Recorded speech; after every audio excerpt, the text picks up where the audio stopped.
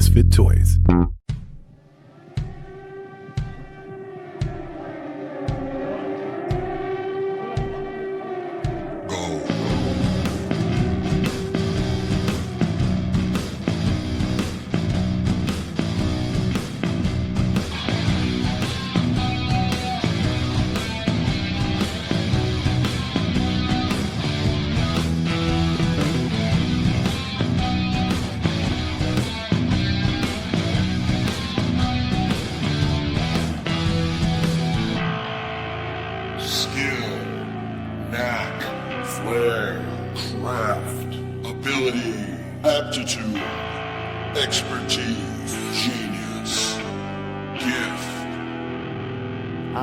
Fucking talent. Hey, what's happening? Mike Schmidt, 40-Year-Old Boy Podcast. How are you? That's the most important question. I think we got to get that on the table right away. There's no getting around it. We need to ask you exactly how you're doing at your core. Let's get to your core. Let's dig deep. Let me put both of my hands on your chest and dig right through your rib cage and find out what's going on within your core. Is it glowing? Is it throbbing? Do you have a throbbing core? Who out there has a throbbing core? Let me ask you this. Is there a band named Throbbing Core? Because if there is not, we need to get on it. I will play the triangle. There's Throbbing Gristle. I think that's a band, isn't that? I don't know. That's a tough band meeting right there. That's a lot of guys who are angry at the world, and they're like, well, I want to get the name Throb into the title somehow. Sure, but I was thinking of something, I don't know, hard and chewy and kind of almost transparent, opaque, if you will. Throbbing Opaque? No, I don't like it. Opaquely throbbing? It's not going to fit in a bass drum. What about gristle? You ever have gristle with a steak? That's the best part of a steak. Is it really the best part of a steak? Well, I don't know, but it certainly is the best part of the steak to name your band after, right? I don't know. What about Throbbing Ribeye? You know what? Throbbing Ribeye isn't a bad name. And they settled on Throbbing Ribeye. But then the bass drum came back, and the guy had written Throbbing Rib-Eye. He made it two different words, and they were furious about it. They're like, you got to be kidding me, man. You don't know what a fucking ribeye steak is? And the guy's like, I told you ribeye was a bad idea. And he's like, no, you didn't. You said it was a great idea. Well, no, we got to go with Throbbing Filet. Throbbing Filet also is not a bad name. These are not bad names. None of these, quite frankly, are bad names. And I would advance this theory. All of them are better than Throbbing Gristle. If you had Throbbing Strip, you got to say New York Strip. Throbbing New York Strip. No, because now you're really steak specific. And then people are wondering if you're a band or a fucking traveling food truck chef outfit that also has harmonicas. So fuck that. You got to think, Throbbing Gristle. That was, they finally decided on Throbbing Gristle because they were tired of arguing, because there's a lot of different steaks. There's only one gristle. If you get right to it, if you cut right through the meat, if you get to the meat of the matter, which we're all doing right now, certainly with steak talk, you want to go ahead and say to yourself, there's plenty o steaks. We could be a Throbbing Tri-Tip if we wanted to be. But again, now you're down to 3 words again on the bass drum. You need 2 words for a band.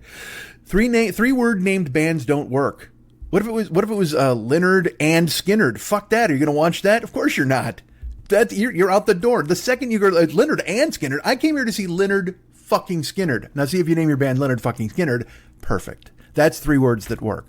But Leonard and Skinnerd, or the Leonard Skinnerd, because it's Eagles. Did you know that? You know it's Eagles, right? It's not the Eagles. Everybody says the Eagles, and then Don Henley gets furious and slaps another hooker in the face. No, it's Eagles. And just like, guess what? Here's a new one. Well, not really new, I guess. It's an old band, but I learned this, I think, recently. Well, fuck no, I knew this. I just never really put it together. You know, it's Scorpions. It's not the Scorpions. I would always say the Scorpions. And I, you know what? I said it all the way up until a man in lederhosen came up and smacked me with a flugelhammer.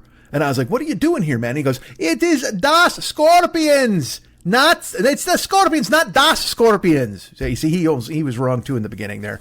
I was thrown because I said flugelhammer, and I don't even know if that's a thing.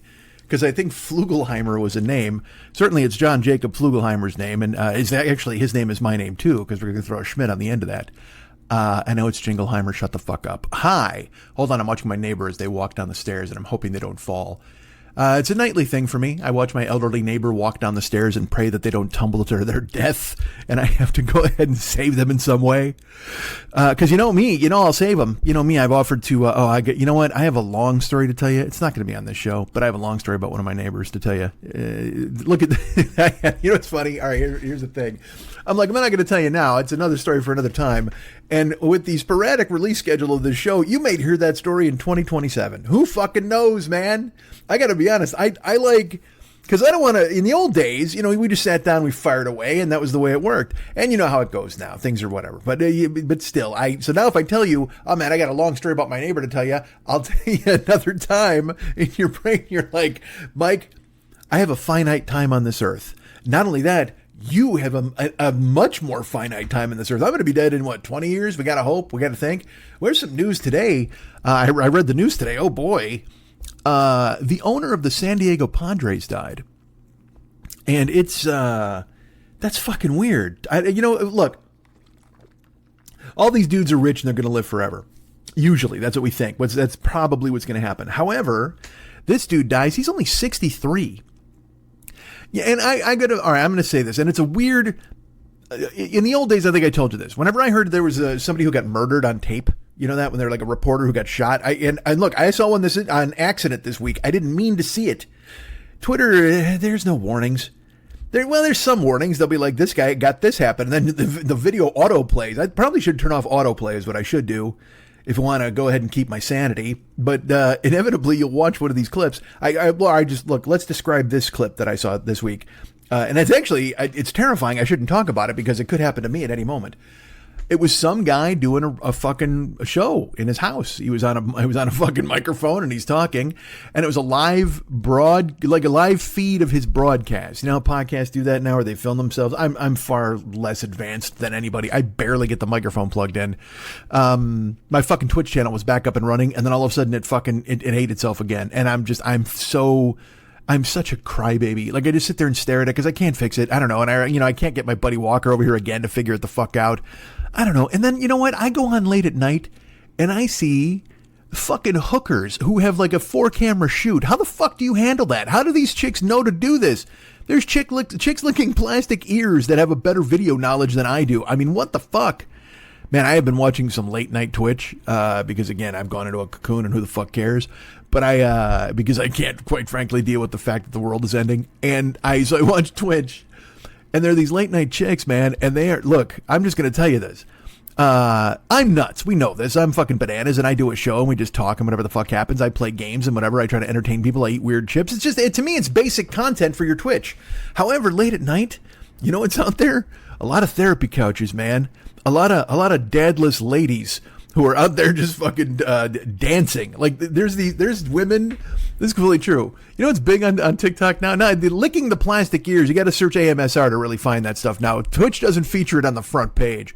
Like, if I go to the Just Chatting, it's not a whole lot of chicks licking ears. It used to be, but now they've relegated them to the ear ghetto of Twitch, which, go ahead and put that in, ear ghetto. If there's not a stream called that, I'll be furious.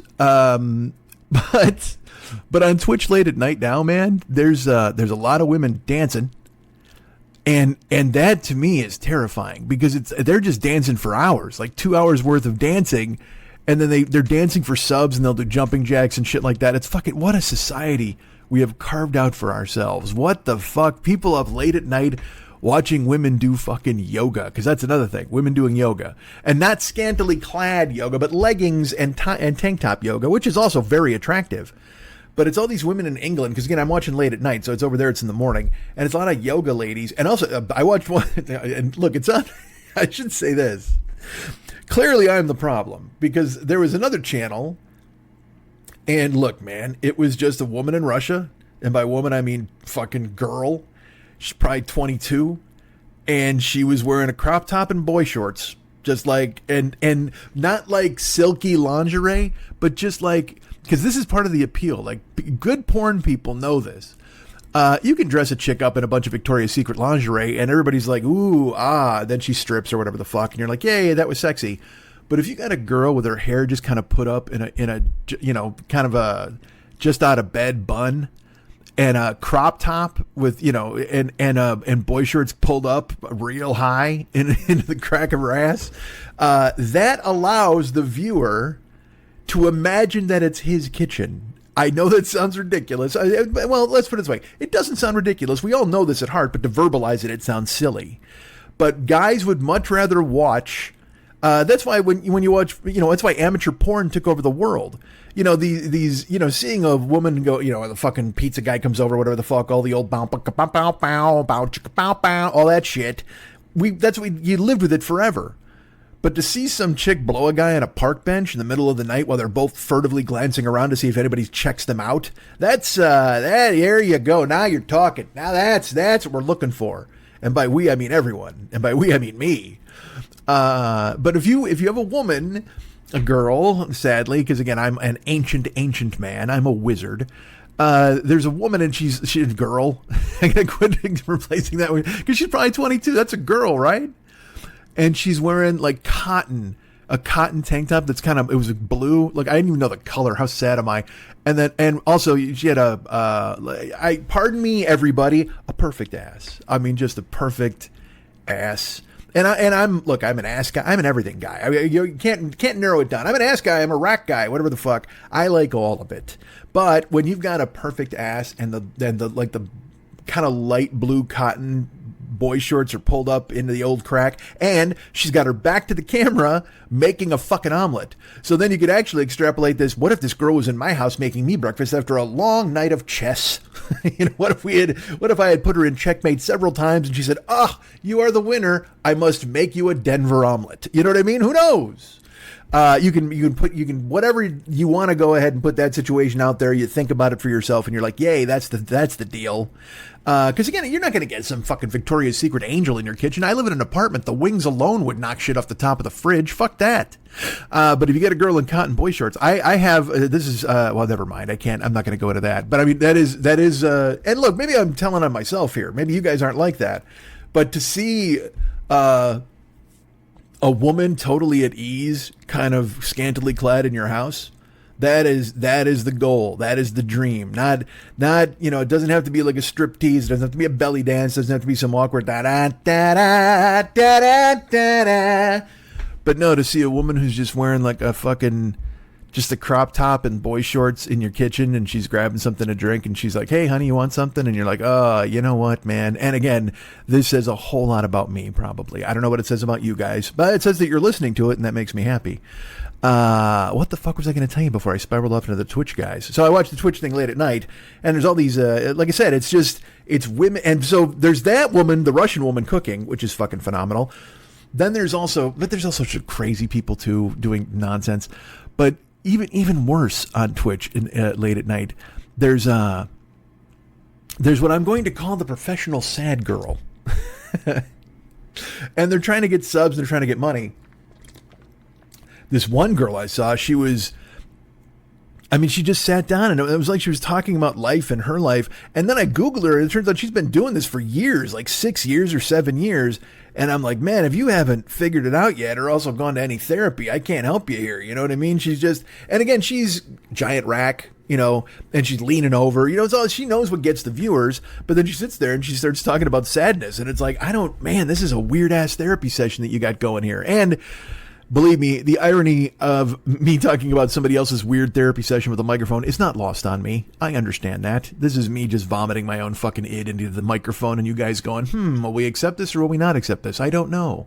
You used to accept it on a regular basis. And then I kind of, the word regular means a lot of different things when you go into the fucking, you go into the dictionary. Certainly there's no schedule. There should be, right? Shouldn't there be a schedule? Shouldn't you be doing things? I think you should. Christ, last time I was here was October, and now it's November. That doesn't make any sense. You shouldn't do that. You should be doing one show a month. Who are you as a person? Never mind. What the hell was I going to talk about? I forgot there was something I was mentioning, and I was talking about, God damn it, I'm furious at myself. Now I'm going to go back and listen. I was going to break it down, because in the old days, it's another thing. I used to have somebody who could keep me on track. And so that's one of the reasons why I was able to go ahead and do a show where I'd be like firing away. Like I said, the neurons are bang, bang, bang, bang. Everything's going. And now here we are just vamping because I can't remember what the fuck I was going to talk to you guys about. God damn it. I know you're wondering where I am. I'm all over the world. You know me. I'm big. I'm large. I'm nationwide. I'm bad. I'm nationwide, like ZZ Top. We're in America right now. We were in Canada last time we spoke. Canada was great. The rest of the Canadian trip went well. My podcast boss, Tanya. See, you know what? Let's pin this on her. She never gave me another assignment. She never said, "Hey, man, get to work and do a show." So we blame her for certainly the delay. We're going to call it a delay, or we're going to call it just an absolute dereliction of duties. I'm not sure. Either one of those. I like a lot of D words. Delay, possibly. Dereliction of duties. I could see that as well. Is this a duty? It's not really a duty. Wait, all right, hold on. Throbbing Gristle just popped into my head. That was something, right? We were talking about Throbbing Gristle. We were talking about bands. We were talking about band names. Leonard Skinner. I don't even know. God damn it. See, this is why I don't do this so much anymore. There's so much to keep track of. All right, I will tell you this. I'm leaving again. I'm on a plane here in like 4 hours. I only do this show when there is the most unbelievable pressing of deadlines. When it's like someone pointing at me and going, "What the fuck is wrong with you, man? Do a show." Yeah, okay, you're right, I should. Or when I'm like, "Man, you've waited long enough. You got to do." And I've said, look, over the past, since I got home from Canada, I have sat down with a microphone. I have sat and looked, and then I talk, and then I'm like, it's not good. Whatever, you don't care. Nobody cares. I understand that. Nobody wants to hear my never-ending fucking challenge of stepping up to the microphone. But I'm worried. I will tell you, I'm very worried because I'm going to Chicago. I'm on a plane, and also, by the way, get this. I said Chicago in the car, and a guy, he was like, Chicago. He corrected me.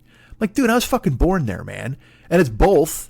If you're meathead fucking Chicago guy, yeah, you could say Chicago. And I find myself sometimes, I'll say that sometimes, but mostly I say Chicago. Talk to the Indians, man. It was the Chicago Indians who settled that fucking country, that whole state, the Illinois Iroquois. That all of that could be a lie. I'm not sure. I've been trying to figure out, because I have to be on stage this week. I'm going to Zanies in Chicago. And as you know, this is a real issue for me because I haven't been on stage again in a year, for any real length of time. I've done local stuff. Oh, dude, let's not even. All right, fuck it. I'm going to talk about it. I've done Lenny's show. My brother Lenny does a show at a place called the Universal Bar and Grill here in the Valley. And I've gone to do that. And the first time I did it, it went great. Like, I was really funny and everything went really well. And the next few times I've done it, it's been okay, because here's the issue. Lenny gets the show, and the first week there was a huge crowd because Lenny has a pretty good fan base from the boats and stuff like that. He has a big mailing list. He has all this stuff. Well, after that, I think it kind of tailed off after the first week because the novelty is gone. Because again, this isn't a comedy club. Okay, this is a bar. And it's a bar that has comedy in one part of the bar. I'm sure you've gone through this possibly as an audience member. Or let's put it this way. You've gone through this as a human being or a civilian. You've gone somewhere expecting one thing, and then all of a sudden something else broke out. And that's what this place is. It's a bar with television sets that show the Lakers, and there's a pool table in the back where they have tournaments and a big fucking grease pencil board where guys claim the next game, and it's a hangout. You know what I mean? It's a fucking bar, and it's been there fucking forever. But the thing is, they've had comedy forever too. The comedy is in the front of the bar, and then it plays to whomever wants to go ahead and sit in the seats. But in the back of the bar, there's televisions and pool. And this is a hazard that has come up in the life of a comedian from the very first day they took the stage. Literally, there's most of the time, look, nobody starts at the Laugh Factory and stays there. All right, there's these other gigs that you got to play, and you got to go to places. And when I first started out, man, I would play bars, the fucking Full Moon Saloon down in Encinitas, and the Barn in Tustin, and all these different bars. And it was always a battle. I did a show once in fucking maybe Riverside, I don't know. And the fucking Kings were in the playoffs, the Los Angeles Kings. All right. And this is old school, long time ago. This is like maybe the Gretzky Kings, like 91. And they were going to a triple overtime. So they're holding the fucking show.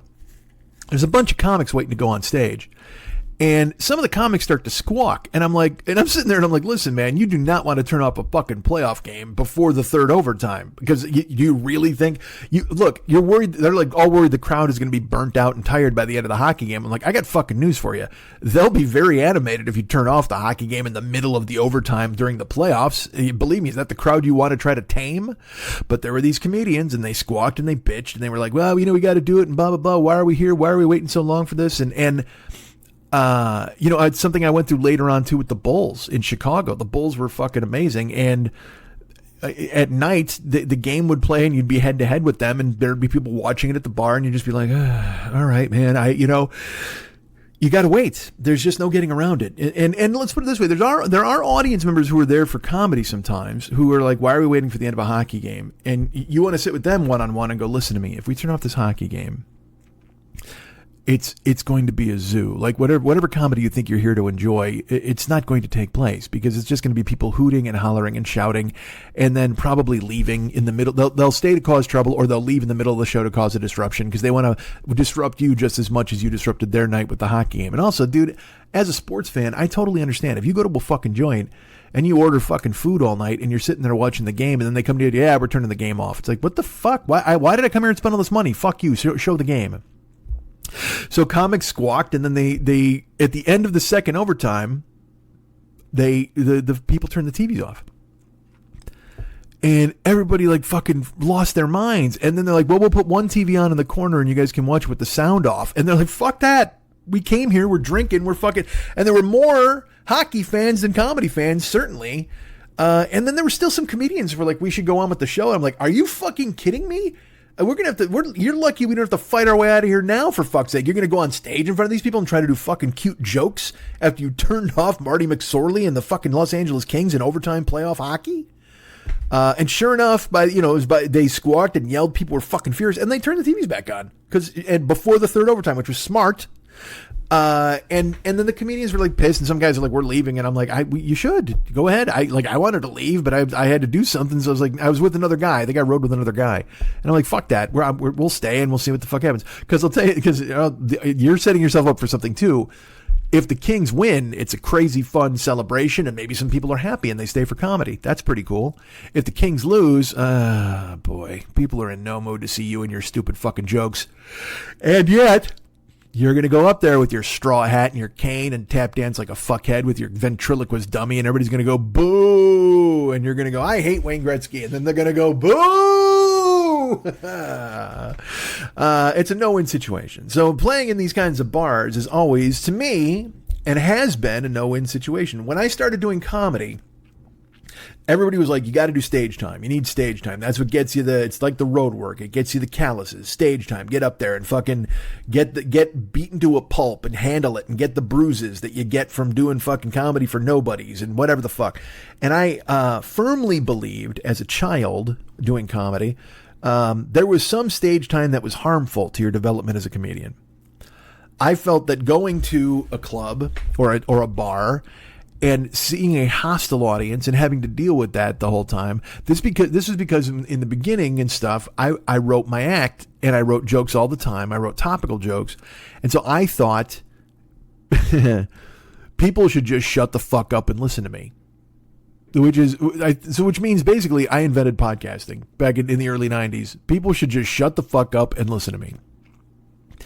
And so I would go to these bars or whatever, and sometimes I would just leave, because I would go, I'm not going to go up there to silence. It's fucking brutal. Like, it's just, but I felt that it was detrimental to your development as a comedian, because it's like, even if I'm saying this material, how is getting it out in front of these people and not getting a response? That doesn't give me a true north on how I'm doing. It doesn't really give me any sort of insight into what works and what doesn't, because these people fucking hate what I'm saying. But I guess now, after 30 years, I look back on it and I think to myself, well, you know what? The goal was to get those people to care about what you were saying. And that was the thing. That's why I've often said it on here. I don't have chops. Like, as a comedian, I haven't developed chops. And you develop the chops by doing these fucking shitholes and then forcing them to pay attention to you or listen to you. And my mental makeup my entire life has been, hey, I'll leave you alone if you want me to leave you alone. I don't give a fuck. You know what I mean? Like, rather than going, extra, step right up and read all about it. Mike Schmidt's got funny jokes and you got to hear them. It's been more about, hey, man, I'm fucking hilarious. And they'll be like, yeah, well, we're not interested. And I'll go, okay, cool. I'll go find somebody who might be interested. And then I leave, because I don't it's often why I've said I'm the worst salesman in the world. Like, and it also, like, I couldn't sell cars. I couldn't sell any of that shit. I tried to sell books on the phone, all sorts, and I was terrible at it because I took no for an answer. And now, and I may have used this allegory, whatever the fuck you want to call it, before, like, the product I'm selling now is me. You know, what I'm selling is my point of view, me as a performer, all of these different things. And I've been very lucky to find people who've gone ahead and bought in. And anybody hearing my voice right now has bought in. Or you're hate listening, and believe me, I hear you guys too. And this might be a good time to mention this. Thank you to everybody who's reached out with a text that I haven't answered because I'm embarrassed. You're very nice to see how I'm doing, and I'm okay. I'm always in the throes of something, and I don't know why. As I've said many times before, I have no answers. I need to go see somebody. I do. I need to get a pill, something that turns me back into what I used to be. I wish I could. I wish there was something some magical snap of the fingers that I could make happen to where I just was just a fucking cock of the walk type of dude who just fucking talked and didn't fucking care. That was fun. I liked it. I really enjoyed being that way. And then, things happened and I gave things away and things were stolen from me and whatever the fuck. The society came along and said, "Hey, man," and tore the vision jewel out of my forehead and left me just a robot husk with the fucking Scarlet Witch looking at me and going, "No." So I having never developed chops, it was never a thing. I just wouldn't go. I wasn't a good salesperson, and so when I'm selling me now, and people are like, "Now we're good," I'm just like, "Okay, cool." But the problem is, it's getting late early and I need somebody to buy this. You know what I mean? And again, you people are very kind. You're very lovely to stay with me and by my side and hang out and you reach out to me and tell me that things are good and that you're thinking about me, and it makes me happy. And I do really appreciate that. Thank you. But I'm still me. He's still in there and he's still trying to, because he hears what you're saying and you're all very kind. But in the early days of my career, I never developed chops. I didn't go on stage. And then even when I toured the one man, you know what I mean? Like that was different because that was a room full of people who had already bought in on me. And it spoiled me. I won't lie, because having a room full of people who like what I do is really enchanting. And it also makes me really excited to do what I do. And so that's why those shows got to be so fucking long. Like I would just start talking and getting laughs and rolling off the laughs and everything like that, right? So these times I've gone to Chicago with Lenny, I think I may even said last year that it was the last time I was going to do it. I didn't want to go because people are coming to see Lenny, and there's nothing wrong with that. Lenny's a fantastic comedian. He works his ass off. He's taping again. He's taping another fucking album this week. The guy's got fucking 4 CDs and a video thing you can watch. I mean, he's fucking amazing. He's prolific. And I always feel when I do this that I'm an afterthought, and rightfully so. And I've made myself an afterthought. I accept that it's my problem. It's my issue. You know what I mean? I haven't promoted the show. You know what I mean? I'm telling you about it now. Hey, by the way, if you're around, I'm at Zany's in Chicago this week. On the 16th, Thursday the 16th in Rosemont, Thursday, Friday, Saturday in Rosemont. 1 show Thursday, 2 shows Friday, 2 shows Saturday. And then I'm in downtown Chicago. That's right, Chicago, I said it. On the 20th? Is that the 20th? Let me see. 14 is today. 21, 20. So the 19th. I'm on Sunday the 19th. I'm downtown with Lenny. And last time we did this trip, the downtown show, there was like 4 people there, which was fun. And I think I melted down on stage, which was also fun. So in going to do these shows with Lenny, I'm grateful that he brings me. You know what I mean? But at the same time, I have this issue with myself where I'm like, well, you got to stop gravy training. The whole point is, don't be in Lenny's shadow. Don't put yourself in Lenny's shadow. But the problem is I don't do anything to create a shadow of my own. So how can I say, oh no, you should be better, you should be further along, you should be doing more than this, when I haven't made the effort or truthfully don't know how to make the effort to make it work. Where you're gonna laugh. I'm tired, man. I'm fucking tired. And I know that's like, we haven't done anything. You're right. You're absolutely right. But you get beaten down by the accumulated years of effort that you made and realizing they didn't work. You know? And so I find myself with a lot of that. A lot of, you know, when I always say when it's dark and it's quiet, you find yourself living inside your skull and going, oh, I should have done this. I should have done that. And one of the things I should have done was I should have paid more attention early in my stand-up career to building chops and getting calluses and going out and doing the work that I was supposed to do.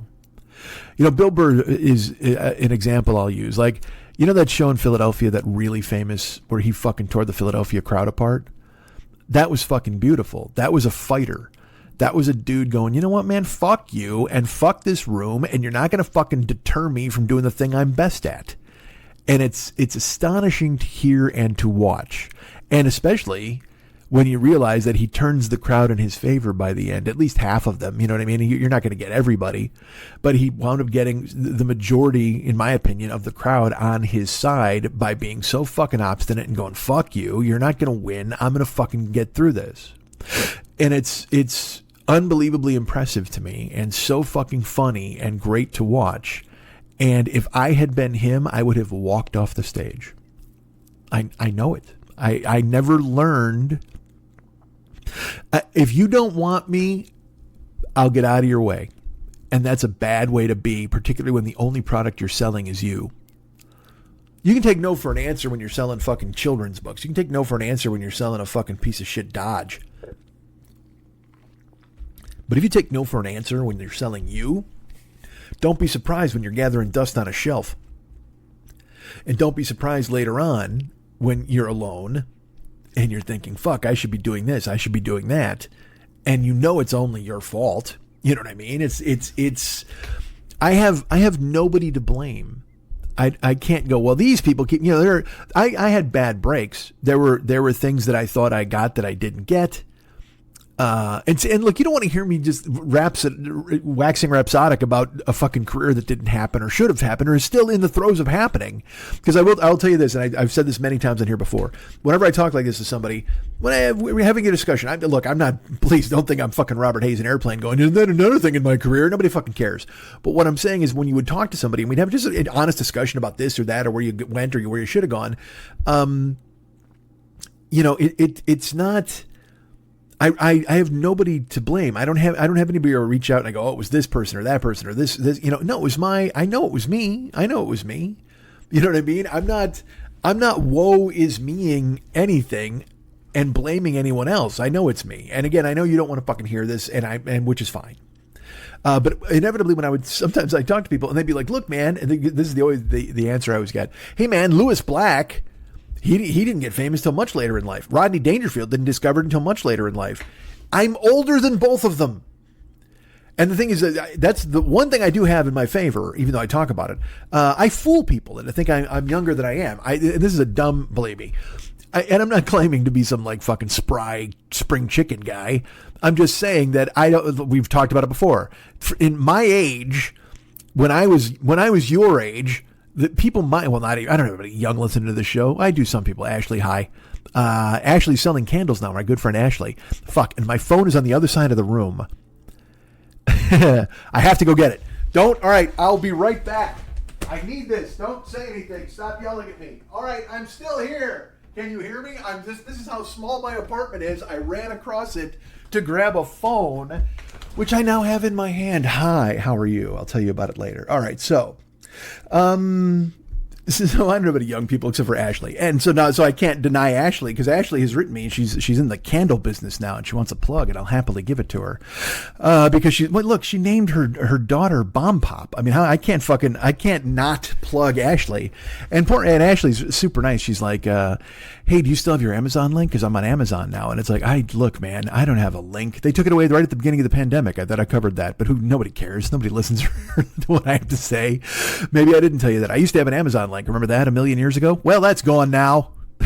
Because right at the beginning of the pandemic, they just said, yeah, no, we're going to take that. And I actually wrote them. Like I had to appeal to a board and say, hey, look, man, this is the worst time for you to take this away. I mean, like right when it's needed, right when it's necessary for me to have this. It was always essentially a luxury. And I did well, and people were always kind of. My buddy Drew Bennett kept me in business. Like a lot of people always use the Amazon link, and it was good. It worked out. But then they fucking ganked it, and I'm like, look, this is literally, we're going into a time period where I can't leave the house. Like any business I conduct or any commerce that I'm willing that I can pull in or generate is going to be through your fucking site. And I had to appeal to, I don't know, the fucking precogs who lay in their pool of gunk. And they decided, you know what? Yeah, can't happen. Can't move forward with you. And they cut me loose. So, I still get money for Amazon through Twitch or whatever the fuck. Maybe I need to be sadder on Twitch and I can get more money from them. That'd be fine. Because I told you, man, there are a bunch of sad chicks on Twitter in the middle of the night. Or Twitch, I should say. There's probably sad chicks on Twitter in the middle of the night, too. I'm sorry, pardon me, X. What a fucking idiot. What a dumb world. All right, so, what was I talking about? Oh, when I was your age, the people my age all wore short sleeve button shirts and smoked fucking cigarettes in the sun, black socks, shorts. I told you, my Uncle Pudge. Whenever I think about my age now, I think of my Uncle Pudge with a handful of fucking Brill cream in his hair. You know what I mean? I'm like, Jesus Christ. But then I will tell you this. I fool myself sometimes into thinking that I'm something I'm not, in that I'll be like, oh yeah, you know what? I'm not old like a lot of people. There's a lot of people that are old. Those people are, I'm this age, but I'm not that old. And then I'll catch a look of myself in the mirror and I'll be like, oh, Jesus Christ, dude, you're so old. It's ridiculous. Like I thought, like I have gray, like my goatee and the chin strap part of it is super, super gray. Like the chin strap, you can't even see anymore. It's so white.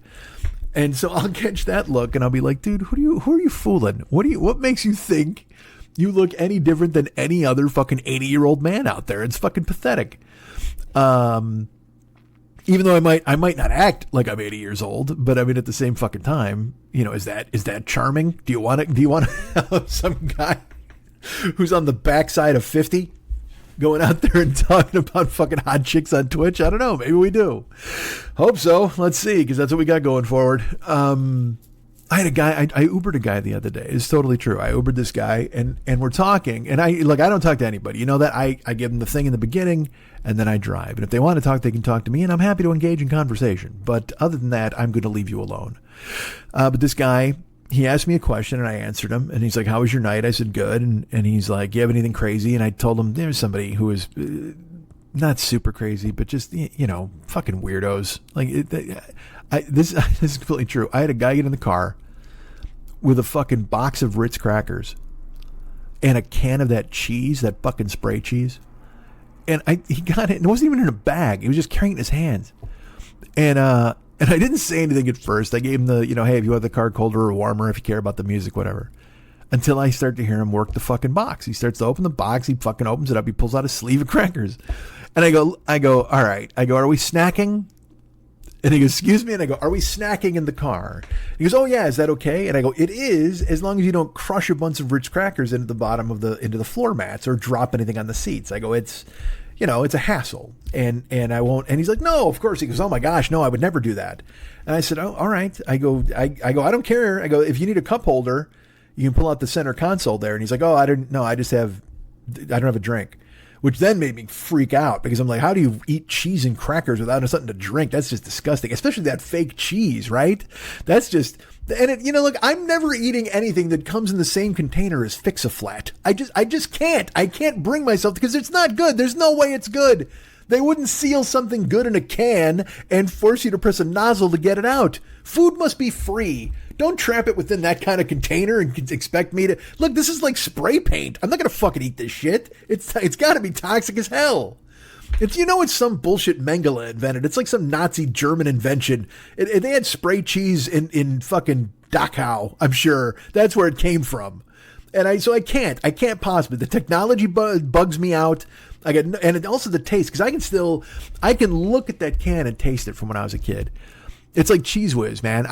People who eat Cheese Whiz, or look, me, I got a hang up about cheese. I don't eat a freestanding cheese. I don't like fucking liquid cheese. If I get nachos, I want, look, put cheese on it and melt it in the oven. You know what I mean? Like real cheese. So then you got to pull it apart. But I don't want that liquid goopy queso fucking scoop shit. Fuck that. Not interested. Absolutely not for me.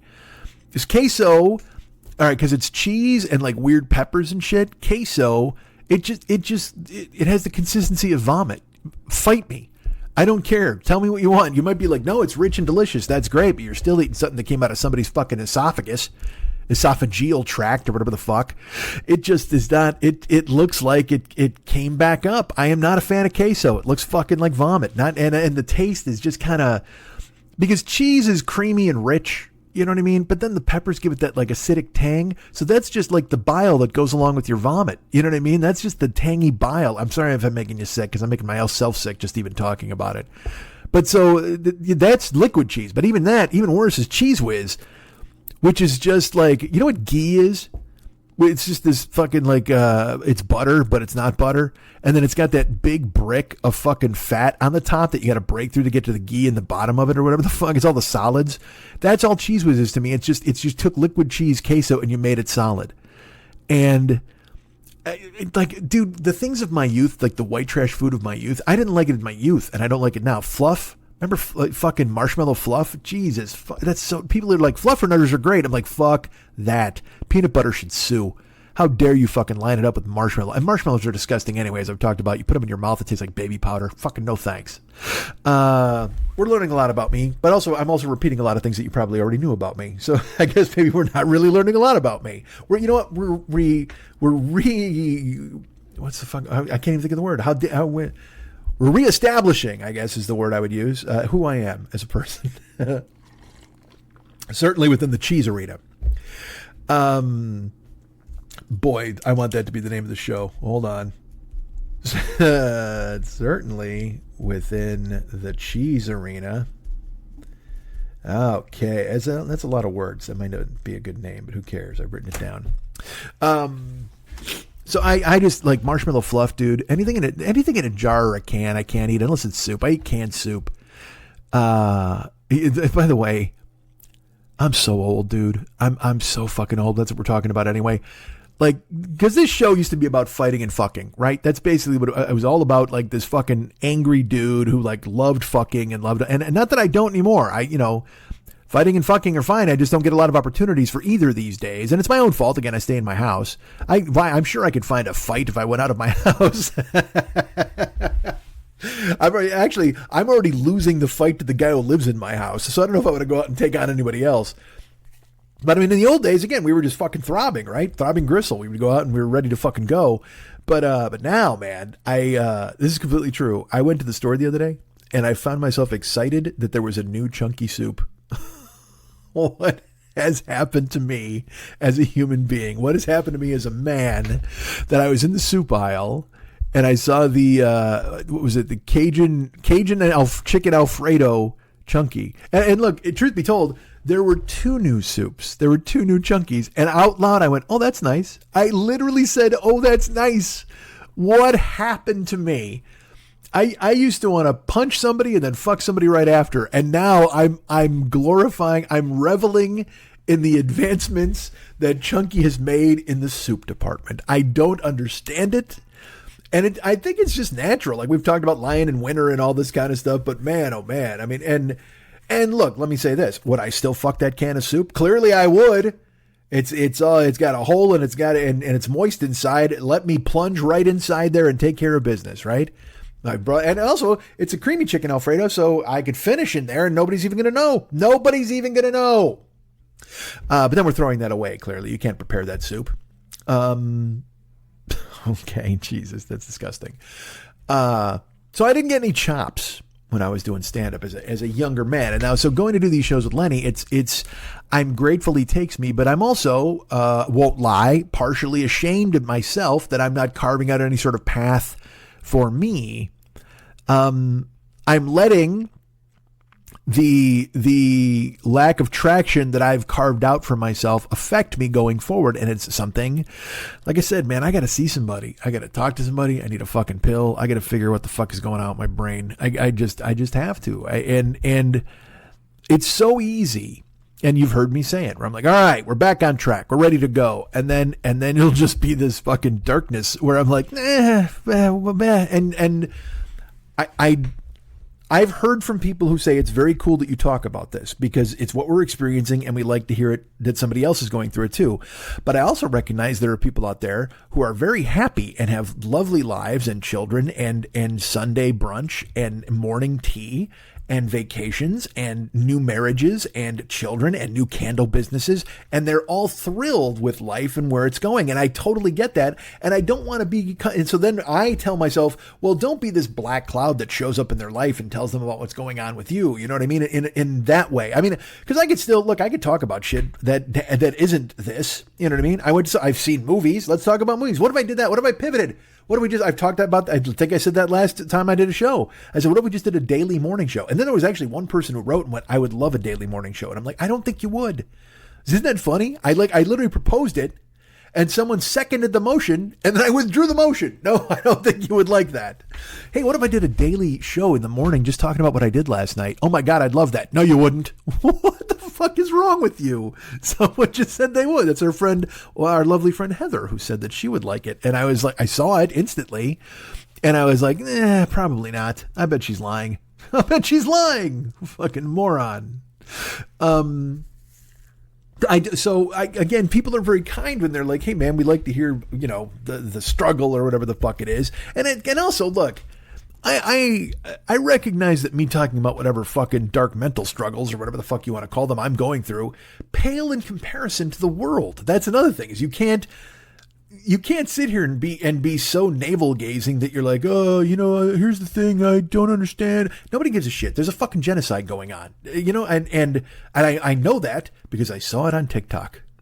That's fucking beautiful. There's a genocide right now on TikTok. And by the way, TikTok, which I love, again, I go on there. I have a bunch of people I'm following, but then I go particularly, there's like 4 people I look at a day. And I go check out whether, to see what Bayashi is cooking or Zach Choi. I like to see the people cooking stuff, or I like to see the hydraulic press crush stuff. You know what I'm not a fan of on TikTok? The 18-year-old person who keeps telling me that I'm not doing enough to help the world. I don't understand those people telling me to go to this protest or do this boycott or not watch this show or don't send money to this person, all of these things. And I mean, I recognize and respect you and your efforts, and I think that's great. But you're telling me I should save the world? I got news for you. I'm still exhausted from ruining the world. I don't think I got it in me to step back up, dust myself off and go, all right, let's fix all the bullshit of the last 80 years. I mean, I can't, man. What am I going to do? Start a new industrial revolution or an industrial de-evolution? Whatever the fuck you guys want. Do you want to go back to fucking twigs and berries and living in the fucking woods? I don't know, man. I saw a clip that went around on video the other day, it went viral, and it was a fucking mine in the Congo, and they're looking for cobalt. And that sentence alone, I never thought I would say in my life. I'm watching a video from a mine in the Congo where they're mining for cobalt, right? And this person puts this video out there, but also, because look, it's fascinating to me to see the activities in the Congo. All right. Last time I saw the Congo, Ernie Hudson was talking to a gorilla. All right. So I don't know anything about the real life Congo. So let's do it. Let's check it out. Every time I hear about Africa, there's a village getting assassinated with machetes. All right. It does not sound like a fantastic place to go, but maybe that's why we need to turn a big eye on Africa and change it, because it's got people there struggling who wish and yearn to be helped or be free. So let's do what we can to take care of Africa. But that's the problem. I watched a show on HBO called Exterminate All the Brutes. And that was about what devastation the Europeans and Americans who were Europeans brought to Africa and destroyed it. I believe the Congo. I go the other way. Remember, I said I didn't know much about the Congo. I do know that the Belgians came to the Congo and cut people's hands off. I know that, and I only knew about the Belgians in the Congo first from Billy Joel. But then seeing Exterminate All the Brutes, I was like, oh, Billy Joel isn't mentioning Belgians in the Congo like it was a vacation. The Belgians came to the Congo to steal rubber and kill people, and not necessarily in that fucking order. The Belgians carved it. All these Europeans got together and they carved up Africa, and they were like, hey man, the Belgians get the Congo because that's where the rubber is. And then King Bismarck, whoever the fuck, sent a whole bunch of dudes over there, and they showed up, and they showed up in the Congo, and the Congolese people were having a good time. They got a fucking a beast on a spit. They're rolling it around. They're eating that. They're fucking walking around barefoot outside and enjoying themselves. And the Belgians come to town and they're like, all right, you guys work for us. And the Congolese are like, we didn't fill out any applications. What the fuck are you talking about? And they're like, no, you work for us. And like, we're going to say this again. This is our homeland and our hometown. And you know what, by the way, you guys, if you want to sit down for a plate of pig or whatever the fuck, that's cool because we're just here cool. And then immediately the Belgians cut off somebody's hands. And everybody's like, what the fuck? That seems like an overreaction. We were negotiating here. There's no negotiation. You work for us. Get the rubber because we're making tires because the cars are upon us and we're about to destroy the planet. And we need I'm not going to say help because that's a strong word. We need your labor to do it. And the Congolese were like, well, fuck, we like our hands. But then some people, of course, still rebelled and got their hands cut off. And if you read about the terrible shit that happened over there, you're just like, this is fucking awful. And here's the worst part. Belgians paid no price. Belgium has paid no price at all for their destruction of the Congo and their human abuses. I believe someone apologized recently.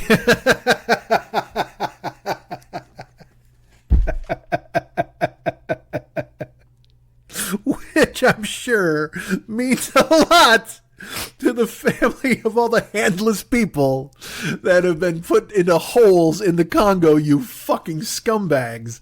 It's always some dude, like literally the great grandson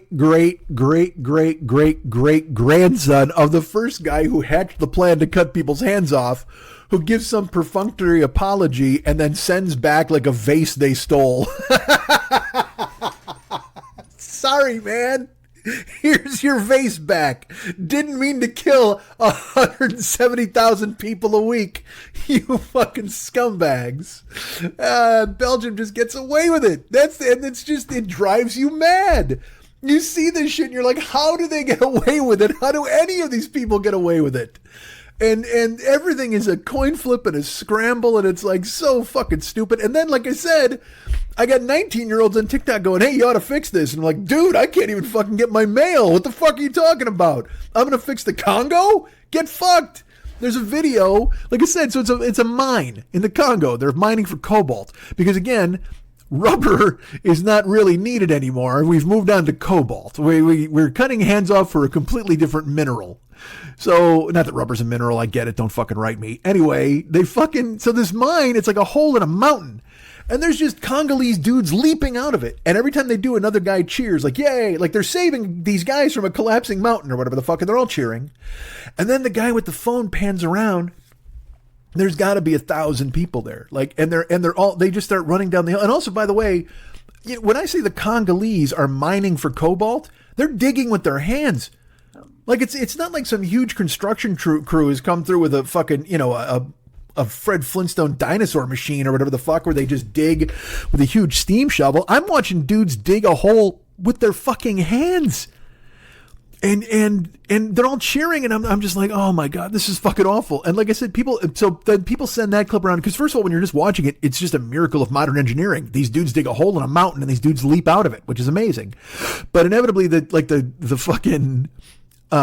caption somebody has when they send it around is they'll be like, oh, I hope your future of EV batteries is making you feel comfortable in your house while these guys dig or whatever. And I'm like, hey man, no offense. I have a 1-bedroom apartment. Why am I the guy abusing the Congolese? It's not. If anything, I root for the Congo. Let's do something. Let's help them. Because that's, like I said, when the Belgians showed up, they didn't show up. The Belgians showed up. They didn't show up with a ton of money and equipment and say, hey man, we want to give you guys a modern wage so you can all help us get this rubber and we'll all get paid. They showed up and went, hey, fuck you. They threw people in fucking stocks, yoked them up, and fucking chopped some hands off and said, do what we fucking tell you. So, you know who's responsible for that? The fucking Belgians. Don't fucking hang that on me. And even now with this Congolese, the EV batteries are the fuck. Hey, I'm terribly sorry that the cobalt is in the Congo. I'm even more sorry that these ass fucks who need the cobalt have decided to basically re-enslave the Congolese to get the cobalt for, I'm sure, a nickel a fucking day, rather than go in there and spend the money they should spend. You know what I mean? Like, the world is a terrible machine. And it just keeps spitting out garbage. That's what it is. The world is and there are miracles in the world. There are flowers, and there are infants, and there are bumblebees, and there are women laughing in crop tops and short boy shorts making omelets in Russia. I know these are beautiful things, and we have them. They make us sing. They make our heart soar. But also, there's people trapped in a mountain in the Congo and a group of people trying to dig them out with their fucking hands. The world is an imperfect place. And to see these like sourpuss people just constantly put out this, you should do this, you should do that. You should too. You're on TikTok putting out some video telling me I got to go fix the Congo. I don't know what the fuck to tell you.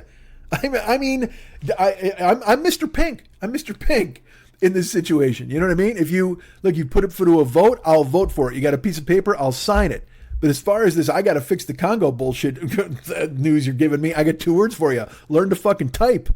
I mean, and I know how hard it is to type when you don't have any fucking hands. Sorry about that, Congo. But again, blame the fucking Belgians and don't blame me. I got nothing. We can lose the Belgians. We can lose them. What do they got? Waffles? Fuck them. God, they should be paying so much money to the Congo. They should come in and be like, you know what? That rubber thing was fucked. So let's figure out the cobalt thing and pay all of you. Let's give you all the money that we possibly can. But instead, again, it's this whole, these guys find a way. It's the same thing that's happening here where people talk about sending jobs overseas because they don't want to pay people a modern wage. Like here in California, fast food people are getting $25 an hour. Like I think it was past, I think it's 25 or it might be 20. I don't know. Minimum wage here is like $18, $17. Believe me, I'm finding that out everywhere I fucking go. But they come up with this like $25 fast food thing, and I think Gavin Newsom signed it. And so all these people are like, oh man, Big Mac prices are going to go through the roof. Well, then maybe stay home and make a fucking green pepper welfare burger like Eddie Murphy talked about. Maybe you don't go buy a Big Mac.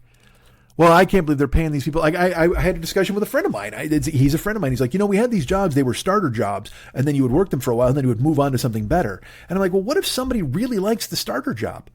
What if somebody really enjoys working an automated burger machine, pressing buttons and making fries and getting you your food hot and fast? There's value in that, isn't there? And this is a discussion we had during the pandemic as well, when we had to hear that fucking grocery store workers and everybody else were heroes. These people are heroes. And you know what they would do? They would clap for them. Did they give them more money? Did they give them raises? Did they make them feel invaluable? No. Ralph's had to go on fucking strike here again against Kroger recently because they don't pay. They don't. This is a meme. I'm sorry I'm going to steal it to talk about it, but it's like when you go in. I went into Ralph's last night. I had to go to the airport and pick up my friends. But I had to stop and I was like, I'll go to Ralph's and I'll grab something. And I was just using the restroom and then I go and there was a funky bag of chips. You know me, I like weird chips and I'm trying not to eat chips. I'm doing real good. I'm going to the gym, whatever. But the weird chips I'll buy because I'll eat them on Twitch.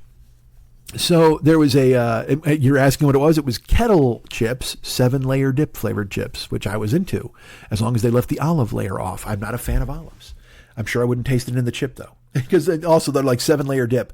Find me a chip that has the nuanced flavors where you can separate all 7 layers and I'll blow you because that's not fucking happening. But I was going to give it a day in court anyway.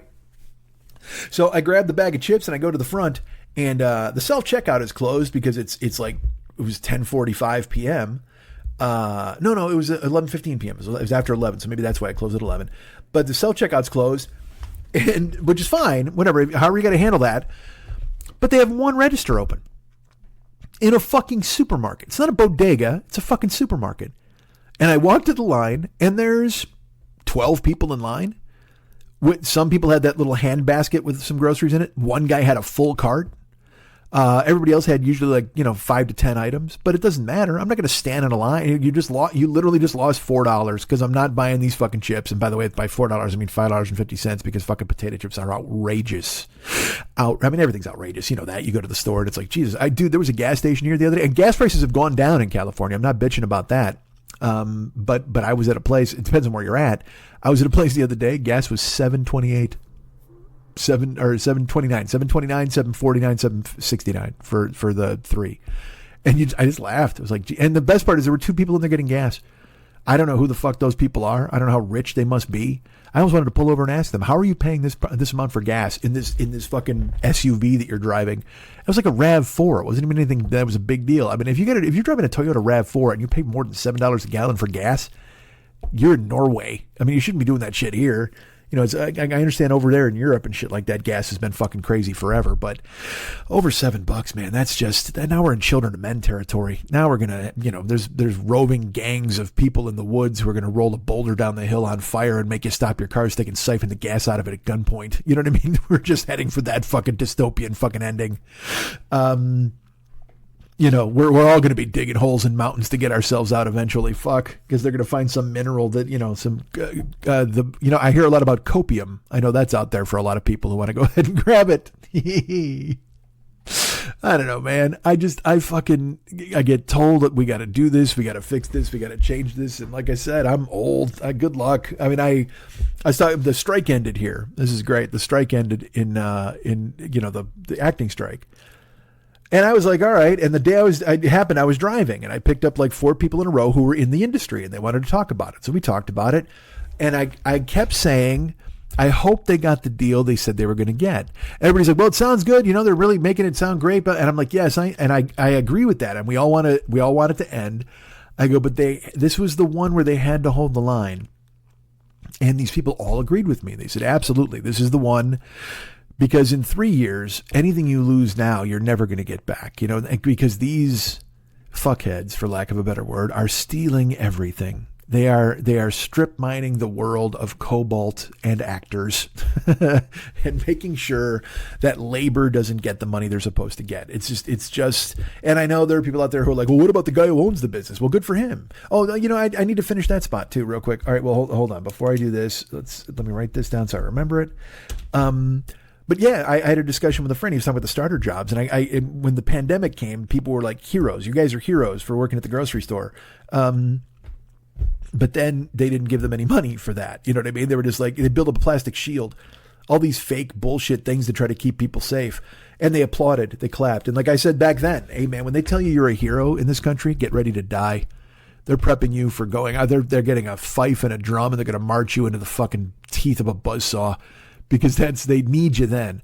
They need you to check people out. You know, when we needed you to work the grocery store, when we needed you to be there to sell people eggs, now you're a hero.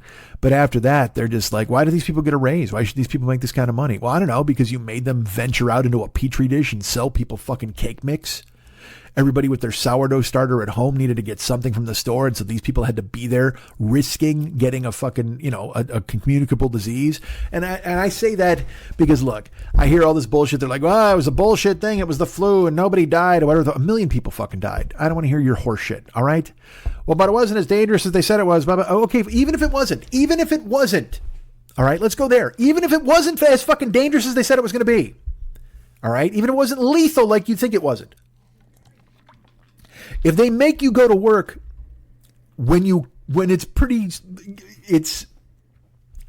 if they make you go to work, I'm trying to get this out properly. If they make you go to work when the odds are incredibly great that you're going to get sick, no matter what, that's still an imposition upon you that you did not enter into in a contract when you went ahead and got a job. You should keep yourself safe at all times. And if your job is like, well, you might get sick. Well, no, we're probably going to get sick. We got to wear masks and sit in a plastic bubble here. Though because in the early days, nobody knew what the fuck was going on, but they still needed people to sell their fucking canned goods. It drives me crazy. Why should these people get a raise? I don't know. Why did you need them to go to the fucking store at 6 a.m. when there was a pandemic? Why were they the ones who had to venture out into the daytime to a job where odds were really good they were going to wind up getting sick? Whether it was a life-threatening illness or not, whatever because people argue that shit all the time now. Oh, it wasn't that bad. Really, 1 million people died. And then they'll move the goalposts and say, well, you know, blame China or whatever the fuck. And I'm like, I don't know. I got no patience or tolerance or fucking endurance for that discussion anymore. But it happens. You know what I mean? I didn't even finish the guy. I Ubered a guy and he was just like, so he's talking to me. Not the spray cheese. I didn't even finish the spray cheese guy. Fuck, God damn it. So spray cheese ate in the car. Well, there's no finish. I could just hear him back there just like, just fucking whipping it out and then eating. And he didn't leave any crumbs. He didn't make a mess. But it was just the weirdest fucking snack I've ever seen. To eat that with no beverage is the fucking, your mouth just gummed up with chemicals. Boy, does that sound fucking brutal. But he did it. He lasted the whole 4.5 mile ride. He didn't leave a crumb in the car, so I couldn't yell at him. And then there was another guy, when I talked about being old and not being old, there was a guy, we were talking and he was like, hey, I think I've driven with you before. And I go, I don't know, maybe. And he goes, no, your vibe, your whole personality, like you seem like I know you or something. And he's like, maybe, and he goes, this is weird. Have I seen you on TV? And I go, I doubt it. It's been a million years. I said, but I have a podcast, whatever. And he's like, oh, he goes, yeah. He goes, but, he goes, he's like, how long you had your podcast? And I was like, it's 14 years. He goes, that's crazy. When did you start it? And I go, well, I don't know. What's minus 14? And he laughed. And I said, I don't know, like 2007, I think, or 2008. And he goes, wow. He goes, so you were one of the first guys. And I go, well, I was actually on a show before that for a year. That was one of the first, that I consider the first.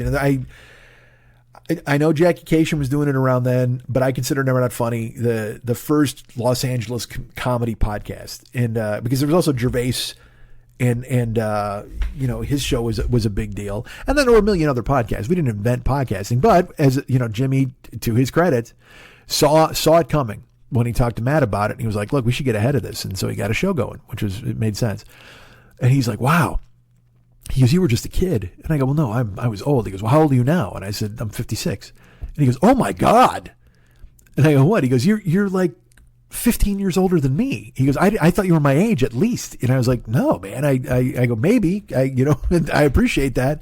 He's like, no, man, you don't seem that age at all.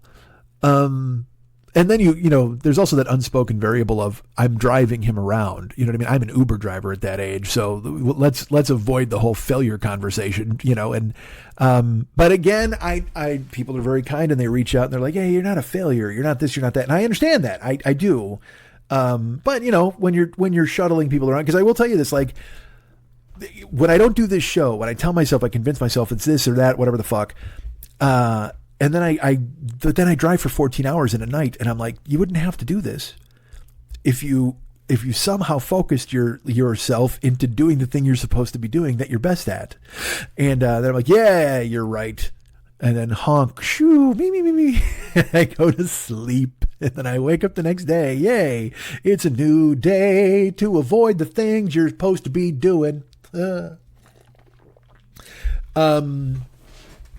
All right. So the point is the world is ending and I don't know what the fuck to do about it. And pay people and don't hurt them. I don't know. What the fuck? I can't solve anything. But that's all social media is now, is this scolding thing. Like I said, there's a genocide on TikTok now and they're like, oh, what did I see? Some rapper yesterday put up, he had a Free Palestine chant going at his thing, and he put up the names of victims on a scroll behind him.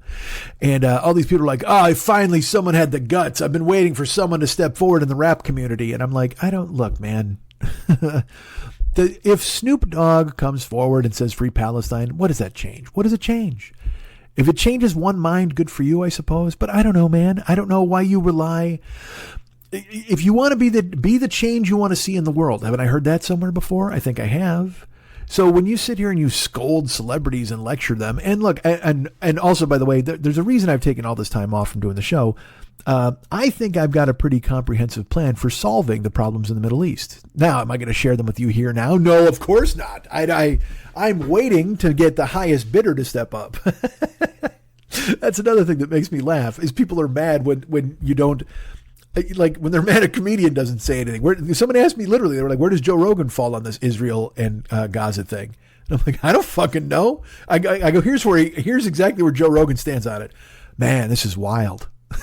I'm betting you that's Joe Rogan's whole opinion on fucking Israel and Gaza, because it is fucking wild. And also, as I've said to you many times before, fucking, I during the pandemic, I found solace in watching old newscasts from when I was a kid.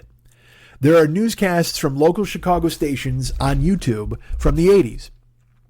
There's a theme song for a middle of the night show called Night Beat. It was a half-hour newscast in the middle of the night hosted by a guy in front of like one of those weird screens. It's so great. The chyrons are so ancient. It brought me back to a simpler time when I was young, and I'd be up in the middle of the night playing Stratomatic baseball, and then I'd watch Night Beat so I could get a second round of baseball highlights. This is even before like ESPN and shit like that. I was so excited to watch highlights anywhere.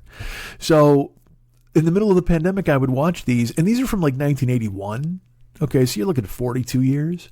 And the story would be like, fighting broke out today on the Gaza Strip as Israeli soldiers advance. And I'm like, yes, of course it did, because that's what happens there. This whole place is a shooting gallery. I wish it wasn't a bullet festival, but it is, and it has been forever. And do I think, and look, if you want to know my opinion, I guess I'll give it, but I don't know why it matters that a comedian or somebody should have a fucking opinion when literally I just told you when I was 13 years old, this same shit was fucking happening. Maybe not to this extent, and certainly maybe not with this many cameras pointed at it. But at the same fucking time, I've never lived in a world where there was peace in the Middle East. So how the fuck should it be? What opinion could I possibly have other than there should be peace in the Middle East? I mean, literally, that's my opinion. You want to get into the nuances and the specifics of it. You want to talk about the PLO and the creation of them and Yasser Arafat and Menachem Begin, and was he a terrorist or was he not a terrorist, or all of these different, that's the thing is everybody you meet will have a different answer. Every single fucking person you meet will have a different answer. It's almost to me this Gordian knot. It's this unsolvable riddle or problem, because the selfishness of man and the tyranny of governments gets involved, and nobody looks and just says, hey man, these are people dying on both sides. Let's help people. No, it's let's go to the Congo and force these people to give us rubber or we'll cut their fucking hands off. You know what I mean? And I know people are like, well, you can't compare Gaza to the Congo. I can't, or I can, or I don't know. TikTok does. They yell at me about all of it, for fucking sake. Or Twitter or social media or people or whomever. Everyone scolds me. And my favorite part was when it first broke out, like all the Gaza shit broke out. Because I was in Canada when that happened, and I watched it. I was up at night when it started to break, and I think I talked about this on here before when Hamas invaded and did the shit they were going to do, and everybody's like, "Oh my God, they're at war," and I'm like, I'm watching this. These dudes are in flip flops. Like I don't know what kind of a war is going to be fought in flip flops, but I can tell you this: it's the last one. Or it's the next one after the last one. You know what I mean? Like, I didn't get it. I don't understand it. It's nothing. It's incredibly complicated. Or it's incredibly simple. Don't hurt anybody. Don't fucking, nobody should want to exterminate a race of people from off the face of the earth. And no one should be bombing hospitals to kill babies in case there are bad guys underneath the hospital. It's just fucking brutal, all of it. I try to look at it in a human way, you know what I mean? And if I look at it in a human way, there's a genocide going on. There is. And I don't think it changes one fucking thing about this or anything else regarding this conflict or the history of it to get my opinion or any other person's opinion out in the public square. I laugh at the fact that we live in a world where I need to know that the Philadelphia Eagles stand with Israel. I don't know who or what or why that comforts anybody. It doesn't make any sense to me. But people are demanding this line in the sand. Whose side are you on? Who do you support? What do you do? And that's why, I've talked about social media and how toxic. We all know how toxic. And look, there's books written on how toxic it is.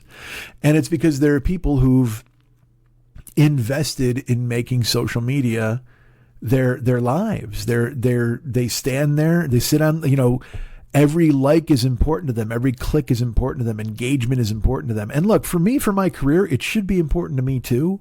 But at the same time, I find myself, it's like if you drove on a road and all of a sudden there was a bunch of smoke and a forest fire, you just turn around. You don't plunge yourself in the middle of the forest fire and hope to get through it. I mean, that's what a lot of these people are doing. They just, when the phrase tweet through it always comes up. And it's funny, but that's been my philosophy forever. If I went to do comedy in a forest fire, I just left. I just fucking didn't do it. Now, do I think it hurt me? Yeah. When I look at it now, yeah, it absolutely hurt me. I don't have chops. I don't do well in a room full of people who don't know who I am anymore. because I did in the old days, like I knew how to warm them up. I never had an opening bit, but I'd still win people over. I did good on the road. I was funny. I did great. But then, when I backslid and I started just doing the podcast, but then when I did the one man, it was different. I was going out to see people who wanted to see me and paid specifically to see me. And that took off all the guardrails. Now I could just fucking talk. It was fucking beautiful. But in these times I've been going back with Lenny, I'm realizing that the people who don't listen to the podcast are not ready for the verbal tsunami that I will throw at them. And I have to slow down and I have to speak in sound bites and jokes. I can't just throw a wall of text at these fucking people. And so that's a hard thing. It's a hard thing, especially when you don't go up for a year. I learned all these lessons again last November and went, oh, fuck, remember beginning of the year, I was like, I'm going to go up and do a lot more stand-up. My goal at the end of the year is to go on the boats. And then my fucking car totaled. And then I had to go 2 months of trying to get that fixed. And then I could have, just like with the pandemic, in the pandemic, I had lost 60 pounds. I could have kept going and working out and doing everything, walking around the block, whatever the fuck. But what did I do? Instead, I decided to eat forever. And I put on fucking 90 pounds. I'm 50 pounds down from that now, which is great, but I'm still not anywhere near the weight I was at the time the pandemic fucking started, but better, doing better. But that's the way with last year in November. This is who I am. It's Anson Grasshopper. We've talked about it. You know this. You listen to the show. Last November, I was like, fuck, you know what, man? I got to work on this. I got to be better. And now here we are. I'm on a plane. I'm on stage Thursday, and I don't know what the fuck I'm going to say or do. I don't have any idea. Because I know what I want to do. I want to just go up and do this. The thing I'm doing where you just kind of fire shit out of the top of your head and it's fucking great. But the problem is stand-up audiences they're not ready for that. That's not what they're ready to do. But also, are we back at the conundrum that started my career? Do I need to convince them that this is what I do and they need to accept it? Or do I massage it in a way where I try to meet them where they're living and write jokes and do stand-up the way it's always traditionally been done? Or do I try to get them to have different expectations of who I am and what I do? Because you guys, if you came to see me do a show, you wouldn't be surprised by me just talking and riffing and going off the top of my head and going on tangents and trying to come back, which I haven't done a lot here. Oh, SAG. I was going to talk about SAG. I was talking to a buddy of mine when the strike ended. And we were, like I said, when I talked to the people in the Ubers, they were all like, we hope it's a good deal. We hope it's this. We hope it's that. And then there was a lot of, I got emails from Fran Drescher and everybody telling me it was a great deal. We did what we got everything. And then as people are reading the agreement, Justine Bateman is an actress who is the head of the AI commission. And she's like, we lost. She goes, they gave up the thing we didn't want to give up. They said, and she explained it. She had like a fucking, I don't know, she put out like a tweet there that was like 30 tweets or something. And she's trying to explain to people what we've lost if we ratify, because it hasn't been ratified yet by the whole, the SAG people or whatever the fuck you want to call it, the membership. I don't, it's above my pay grade. I don't have a whole lot of understanding of it, but what I've read, what's been made easy for me to digest is essentially like the studios now can make a movie and they can offer, they can bring someone in and they're going to pay them, but then they can also use partial AI of them, I believe is what I'm reading. And also I will say this, the most important thing I read was about background. They raised all the money for the extras, for background actors. But the thing is, they didn't give up the AI background. So they could just say, well, we don't want to hire any real background. I mean, if you hire them, you have to pay them, but now we'll just go AI. Apparently like they can make a movie with 4 actors. Like there's a certain amount of people that you can cast. And look, again, please understand, I'm no fountain of information. I've read barely, just the bones of it. You know what I mean? We have a month to vote, so I haven't exactly plunged into it. But the most important thing to me was the AI thing, and Justine Bateman, who is the head of the AI portion of the negotiations for SAG, is putting out the word that we lost, and we've not achieved the goals or the marks that we needed to, and it's just going to get worse. And she doesn't think it's a good deal. And so I'll take, like I said, a million people say it's a great deal, Justine Bateman. Then now there's a growing faction of other people who are saying it's not a good deal. So I was having a conversation with my buddy Paul Gilmartin the other day over hamburgers. And, we were talking about it as much in depth as the two of us know, because he's read the same things I've read. And he just kind of smirked at me. He goes, you know what the good thing about this is, Schmitty? Nobody was going to cast us for anything anyway. And I was like, you're right. He goes, we are too old to care. He goes, we care. He goes, but we're too old to be involved in this. We've reached the end of our usefulness in this industry, as indicated by the fact that they will now use pixels to replace everybody, not just us. Like it used to, and I laughed. I was like, yeah, I mean, if you were going to use pixels, it would be to replace old white guys like us. Of course, it makes sense. But now they're using the pixels to replace everybody. You just want young, fresh, hot, charismatic people in movies, and then just AI a bunch of guys who look like me. You know what I mean?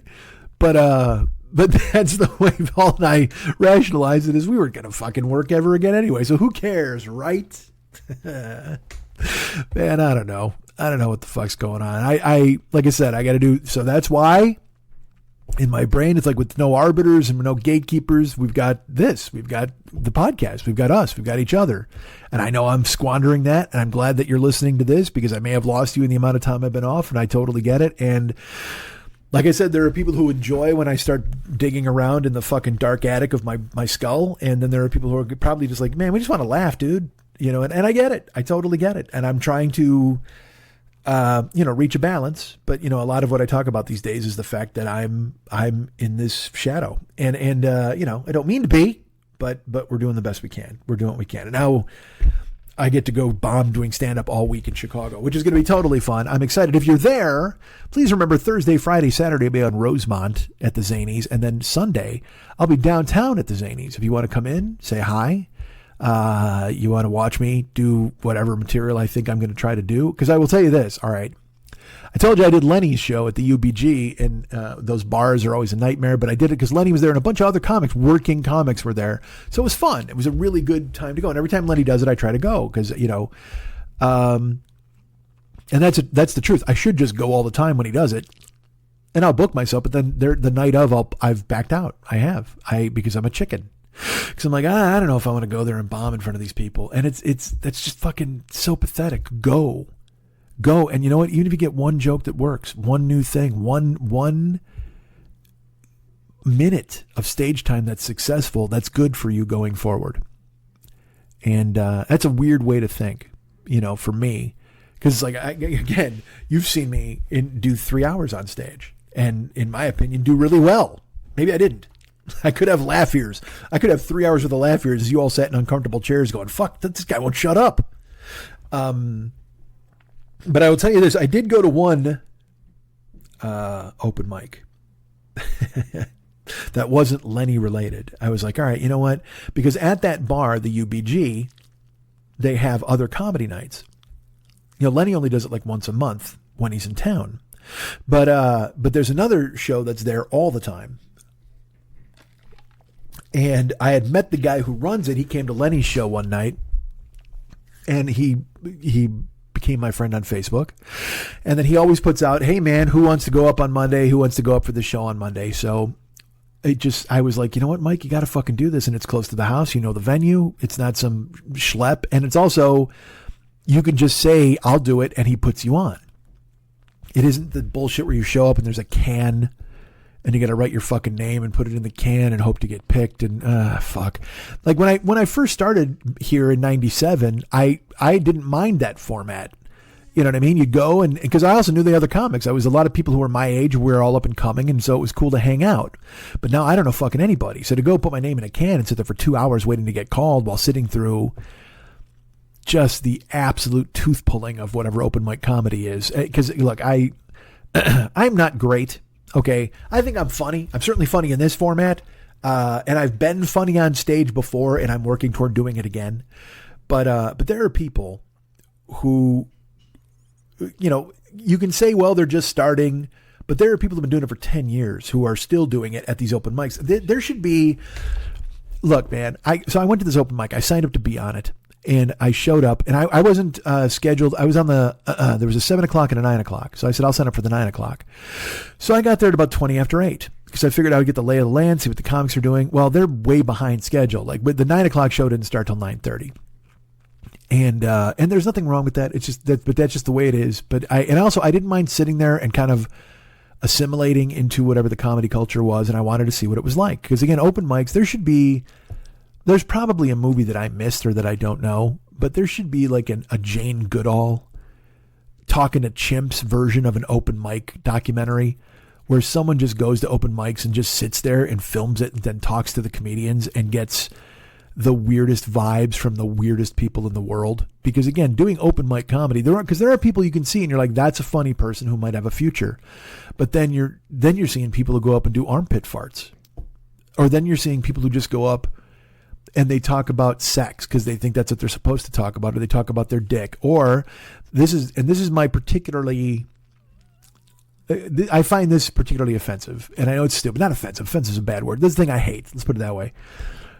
You'll get a group of comedians, open mic comedians, who are overly familiar with the room or one another, and so that's their deal. This is their fucking thing, and they just try to make each other laugh. You're not learning anything. You're not doing anything. They just go up on stage and be like, "Hey, remember when we fucking da-da-da, ha, ha, ha." And you're like, this is just get some beers and get a fucking fire in a fire pit. I mean, there's no reason for you to bring the general public into your reminiscing. It's fucking nonsense. But it happens. You can go into any open mic. You'll see three dudes who, they keep doing jokes for each other, like almost inside jokes too. People aren't really going to laugh at. Then you get the people who are bombing and they keep acknowledging that they're bombing. And I can do that sometimes, could try to be funny, but that's another thing where after the third time you do it, it's like, dude, recognize that you're bombing. You're bombing. It's just happening. So fucking do your best and get on with it. To keep going, oh boy, well, I guess you got, and don't blame the crowd. Do not blame the crowd for your bullshit. All right. Because look, you can go and there can be stiff crowds. There can be bad crowds. And I just said, if I saw a crowd and I didn't think I was going to do well, I'd fucking split because I didn't want to go up there and have to fucking deal with it. And that's my own hang up, my own fault. But if you're on stage constantly going, oh, I guess you guys didn't get that one. Oh, I guess you didn't read that book. Or I guess you didn't see that movie. Well, it's your job to make it accessible to them. That's the whole point.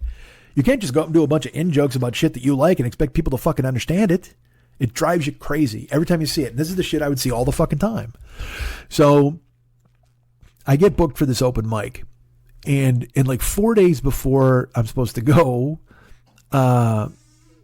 this guy posts about a comedian who died. Some comedian died.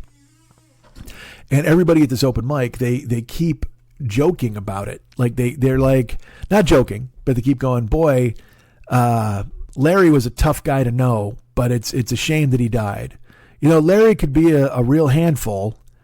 But you know what? I'm sure he was a good guy at heart. Like, all that, Larry was a real jerk. Like sometimes he would fucking start screaming, but you know what? I loved him and he was a good comedian. Like every single thing that they had, they mentioned that this guy, they had to qualify. They always had to preface their good thing with, hey man, we all know Larry was fucking awful, but at the same time, we were familiar with him. So we have to say this good thing. You know what I mean? Like that fucking, it's a weird phenomena. So I go to this open mic. It's like, I get there at 8:20 and I told myself beforehand, I go, you do not judge these people. Do not be angry at these people. Don't compare yourself to these people because again, you've been doing this 30 years. They might have been doing it 30 minutes. There's no reason for you to make this about anything other than you getting up on stage and doing your jokes. That's it. And I thought that. I was ready and I walked in and I met people outside. They seemed nice. And I walked in and I said hi to this guy, Chris, and he was super nice. And so I found a booth and I just started to look at my own bits, like trying to figure out what I was going to talk about. And in the meantime, the show is going on. Now, like I said, it was so late, like the 7 o'clock show hadn't even ended yet. And then they closed the 7 o'clock show with a guy named Barry Sobel.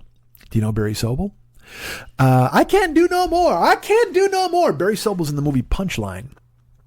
Barry Sobel was a big time act when I was just getting started. He was very young and he had done a young comedian special and stuff, and he's still doing it. And he went up at this open mic, and I guess he's a regular face there. And he did a lot of in jokes, but they were funny because he's a funny dude. And he would do something that didn't get a laugh. And he was a professional comedian doing a professional open mic spot. He wasn't up there jerking off. He was trying to do something. And whether it was for his act or just trying to be funny, it was entertaining. I have to admit, Barry Sobel, because again, he's got funny in his bones. He's one of those dudes where he has the timing. And again, he's been around it longer than me. So he better have the fucking timing, and he's done Young Comedians. He's done fucking TV, a bunch of TV. So of course he's funny. And it was great. You know what I mean? He finished. But then there are these guys who are these lifers. Like there are dudes, I'm not going to say this guy's name, but it's the name Lenny and I always bring up. This is a guy who was doing open mics when I moved here in fucking 1991. Okay, so he's been doing it as long as me. And he would be at these open mics back then, and now he's still doing these open mics. But he'll tell you, oh yeah, I recorded this album. Oh man, I got a special. But because that's another thing is these comedians, because there are no gatekeepers anymore. So like when I say Barry Sobel did an HBO Young Comedian special, that has some cachet. You're like, oh yeah, man, HBO, and there was comedy, and it makes sense. But there are a ton of people who say they did a special, and what it is they filmed a 20-minute set and put it on YouTube. And they call it their comedy special. And again, I try not to be judgmental. I'm trying not to be that guy who's like, oh, what the fuck? Because again, I told you, I'm not good anymore. I'm trying to be good again. So it's far be it from me to come in and just rain on everybody's fucking comedy parade. But at the same fucking time, these people will sit there and they'll talk about, oh yeah, I did this gig. I was talking to this producer. I was talking to, everybody's got a fucking, that's one thing that drove me crazy about this town is, as I've talked about before, not the fact that everybody's full of shit. Everybody has this line of bullshit that they have, and I'm talking to a producer, talking about filming my special. You know, it's my third special. I'm excited for all this horse shit, right? Which is fine. That's what you do to tell yourself when you look in the mirror at night that you're still a comedian. Good for you. But the thing I don't enjoy, and I've said this many times, and you know this about me from previous discussions, I don't like when you think I believe your bullshit. That's what drives me crazy.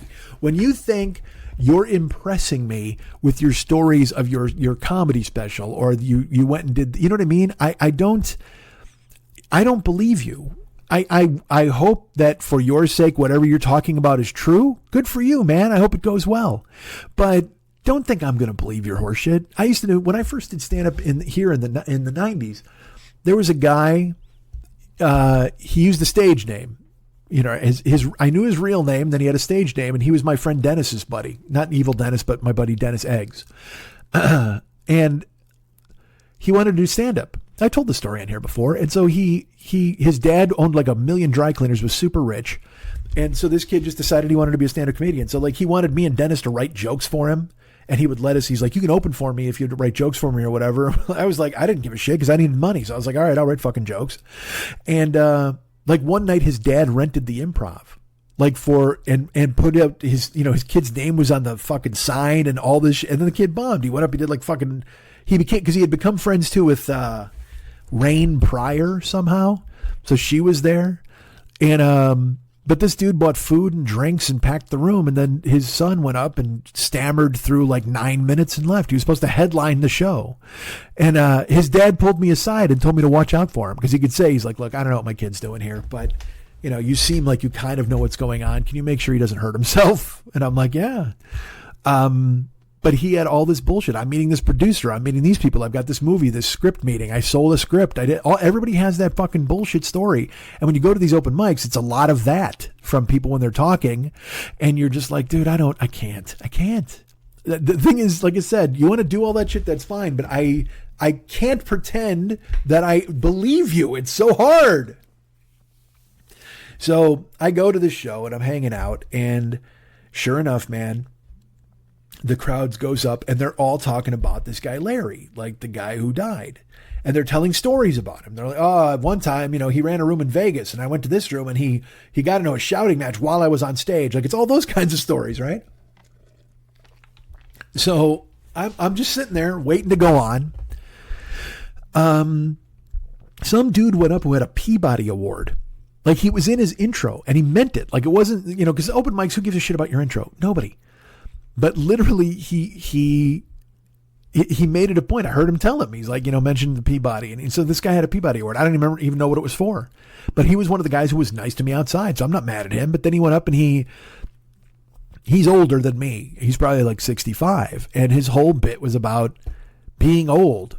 I'm old and I try to date, and I'm old and my dick doesn't work. I'm old and these girls don't even look at me. I'm old. I talk to a 20-year-old and she just calls me Gramps.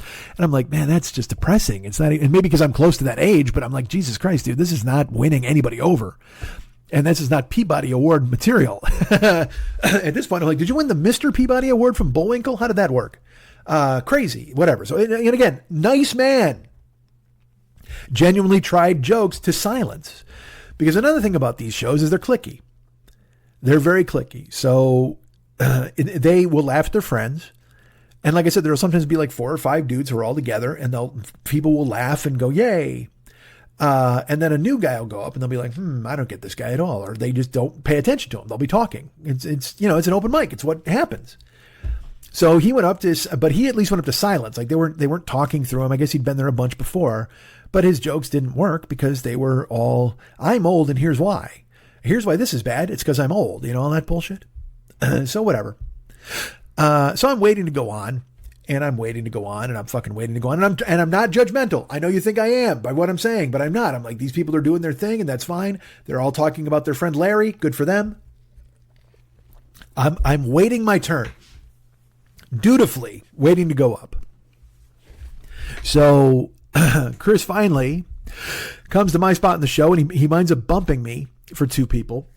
And I didn't mind. It's because sometimes that happens at an open mic. Like you can get bumped at the Improv or the Laugh Factory from big names, but sometimes at the open mic, someone's like, hey man, can I get out of here? You know what I mean? Like, because if I had wanted to get out of here, I could have gone to Chris and said, hey, can I leave and get up early and leave? I find it to be kind of a bullshit move because like we're all in this together and we're all waiting and there's a list. But if you genuinely have something you have to do, because there are some people like in New York, I know people do 4 or 5 sets a night. So sometimes they want to go out early so they can get on the fucking train and go somewhere else.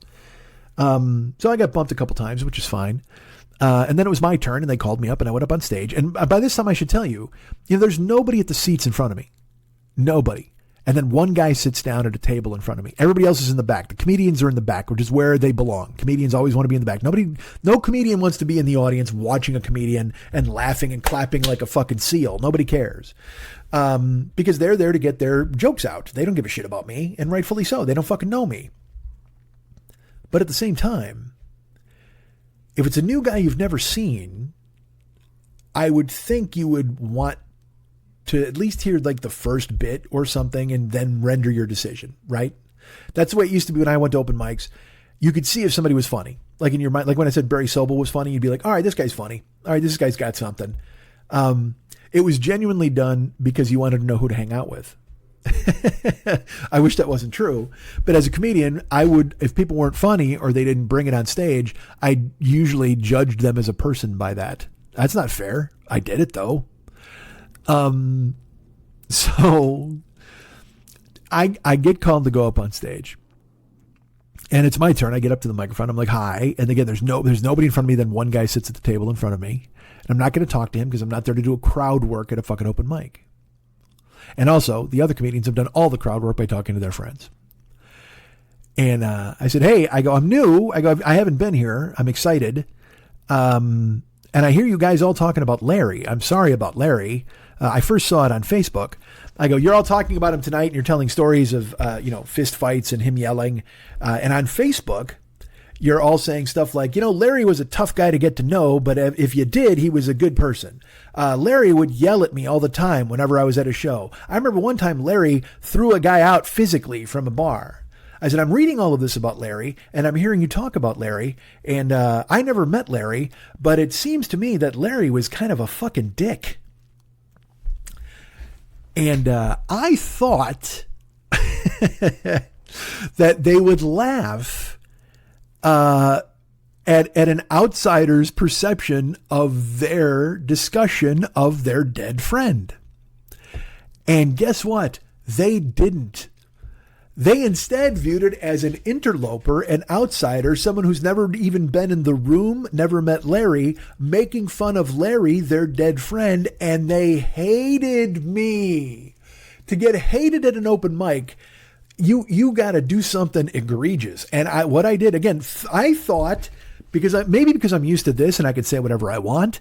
And also I thought it was a funny thing to say. I wasn't trying to be a dick. I genuinely was like, hey, Larry sounds like a fucking dick. Like I thought they would laugh because in my opinion, their shared experience was that Larry was a fucking dick, but he was their fucking dick.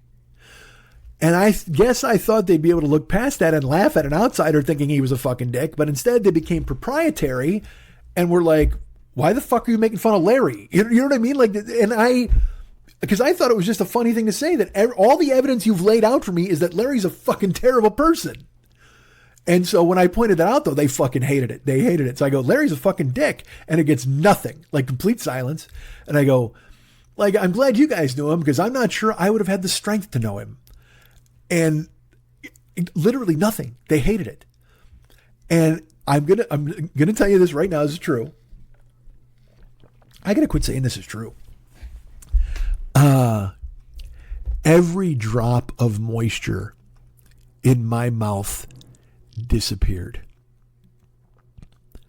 because in my brain, I thought that was going to get a laugh. I was like, all right, that'll put me like the room will get that I'm funny. Like, because that's the whole thing with a crowd you don't know about, with a crowd that you're completely unknown to. The first thing you say, you want to establish that you're funny, no matter what. It doesn't have to be complex. It doesn't have to be this, but you want to show that you've got chops, which I don't have really, but you want to show that you're listening, that you're present, that you're funny. And I thought having gathered all their experiences and using it in the opening line would be more than enough to show that I've got it. You know what I mean? I get it. I'm a funny dude. And instead, it turned out that they went completely silent and my mouth went as dry as a nursing home pussy. Like, I mean, it was like so fucking, I mean, there was nothing. It was so dry. And even on the, like I said, even on the follow up, or I was like, I don't know, I wouldn't have the strength to know him or whatever. I had nothing. And I didn't bring water with me on stage because I was like, I'm going to be up here for fucking 8 minutes. Why the fuck do I need water? And my mouth went so fucking dry. And also they hate me. Like you can clearly feel they hate me. There's this murmur like in the back, like almost like a, and in my head, like, cause again, in your brain, you're standing on stage, all of this shit's going through my head like, holy shit, that bombed. I didn't think that would bomb. I thought they would understand what they didn't understand, but holy fuck, are they going to fight me? Cause they look angry. They look really mad. I might have to fight my way out. Like all this shit's going through your brain and I got to do another joke. Like I got to do something or some more jokes. So I kind of try to progress and I start to talk, but my mouth is so fucking dry. My tongue, I swear to God, my tongue stuck to the top of my mouth. That's how dry. Like almost like Velcro. You could hear it peel. Like to me, it was so loud. I could hear it peel off the roof of my mouth as I tried to continue. And also, I wasn't getting any spit back. Like my mouth wasn't coming back to normal. It wasn't like this, okay, well, that happened. No, because there was such an active silence and hate that that was palpable in the room. I just tried to do jokes and I tried to do jokes and I sounded like I had a speech impediment. And so in my brain, I'm literally going, try to avoid S's. Like, it's so fucking crazy. Like, I have a joke and I'm like, all right, you can't say that because there's an S word in it. And I'm still talking, like I'm doing a joke and trying to think of the next joke the whole time.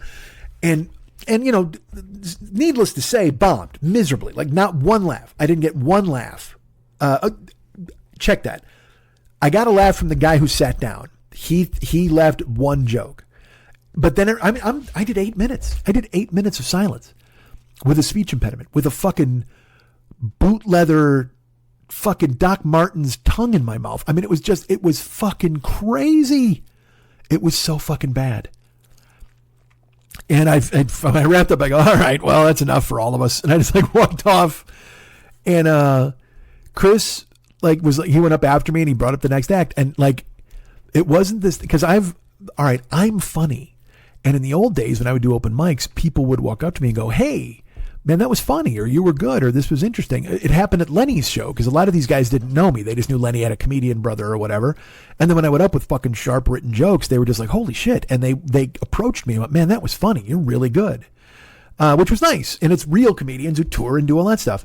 But these dudes, like even the host, Chris, didn't come up and say, thanks for doing the show or good to meet you. Nobody talked to me. And I understand because I had the stench of death on me after bombing, but holy fuck was it bad. And I got to my booth and I sat down and I'm sweating, not on my head, but on my back. Like my lower back is sweating, dude. And I sat there and I took a breath and I was like, winded. Like it was like this thing where I had to question. I'm like, did that just happen? Holy shit, that was terrible. And it brought back every open mic that I walked out of where I was like, I can't do this. This is harmful. This is bad for your career. And is it? Or is it a necessary evil? And if it is a necessary evil, is it something I have to do now because I didn't do then? And also, I've been doing this over 30 years now. So, and look, I understand that you're probably thinking to yourself, well, Mike, this is an open mic and who cares? And nobody was there that knew you and it was all comics. Yes, it was absolutely tailor-made, set up to fail. There's no doubt. But at the same time, I don't want to blame the room. I don't want to blame people. If I'm going up more, maybe my mouth doesn't go super dry and I'm able to kind of, in a better way, work my way out of it. Because I don't even know what I sounded like to those people. Because to me, I sounded like I was fucking muttering hieroglyphics because my mouth was so fucking dry and my tongue was just sticking to my lips and the roof of my mouth every time I tried to say a fucking S. It was brutal. Of course, I'm drinking all through this too. But I find, I can't say, well, you know what, dude, you suck and whatever the fuck. I won't do that shit. But at the same time, I'm worried about going to Chicago because again, if I start out and people aren't giving me the benefit of the doubt, is my mouth going to go super dry? I mean, I'm going to have to bring you know what? I'm not even going to bring a bottle of water. I'm going to have to bring like a Cutman's bucket, like in the old movies in boxing and just fucking put a sponge in my mouth. You know, when they squeeze it out and they threw the water in the guy's face, we're going to have to fucking do that. I don't know, man. It was just fucking crazy. I was not expecting it. Because also, I think I'm fucking funny. I think I'm really good. And so, my jokes were sharp and funny. I know they were. You kind of at an open mic, they're not going to give you a chance, especially with just a bunch of comedians and no audience members. But I won't lie. I'm just arrogant enough to think that people would go, oh, that guy's got talent. Let's talk to him. And they did not. They wanted nothing to do with me. And so I sat there and kind of composed myself for about 10 minutes. And then I just left. And I went up to Chris and I said, hey, thanks, man. He goes, okay. And I walked out and nobody even looked at me. Nobody fucking said anything. Nobody was like, hey, dude, good meeting you. Or you should do another or come back. Nope. I'm sure they were like, well, there's another guy that the machine chewed up and spit out. He doesn't have the guts. He doesn't have the balls. He doesn't have what it takes. Not knowing that I'm on the tail end of it, not the beginning. And I've got to do what I can to try to salvage whatever I can. So going to Chicago, who knows? If you come to the shows, hopefully, I'm not even kidding. Part of me was like, what if I chewed gum on stage? Like just to keep my mouth moist. I'm trying to think of fucking solutions. It's so fucking bad. But hopefully it's better than that. So look, here's what I'm telling you. Talk is cheap, so I can't even, I'm not going to sit here and give you a big podcast, next podcast, whatever the fuck. I don't know if I'll do one in Chicago.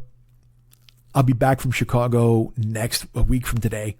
And so maybe we're on this schedule. We'll get, let's do that. Because I can't promise anything, but I will tell you, I'm back in Chicago next Tuesday, or back from Chicago next Tuesday.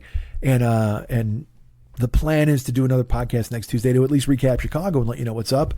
And look, man, I have a job. I mean, there's a million things I got to tell you about that I haven't, but I will. And hopefully, depending on if the world ends, we'll see what happens, but we'll be here in a week. He said out loud to try to make himself commit to that.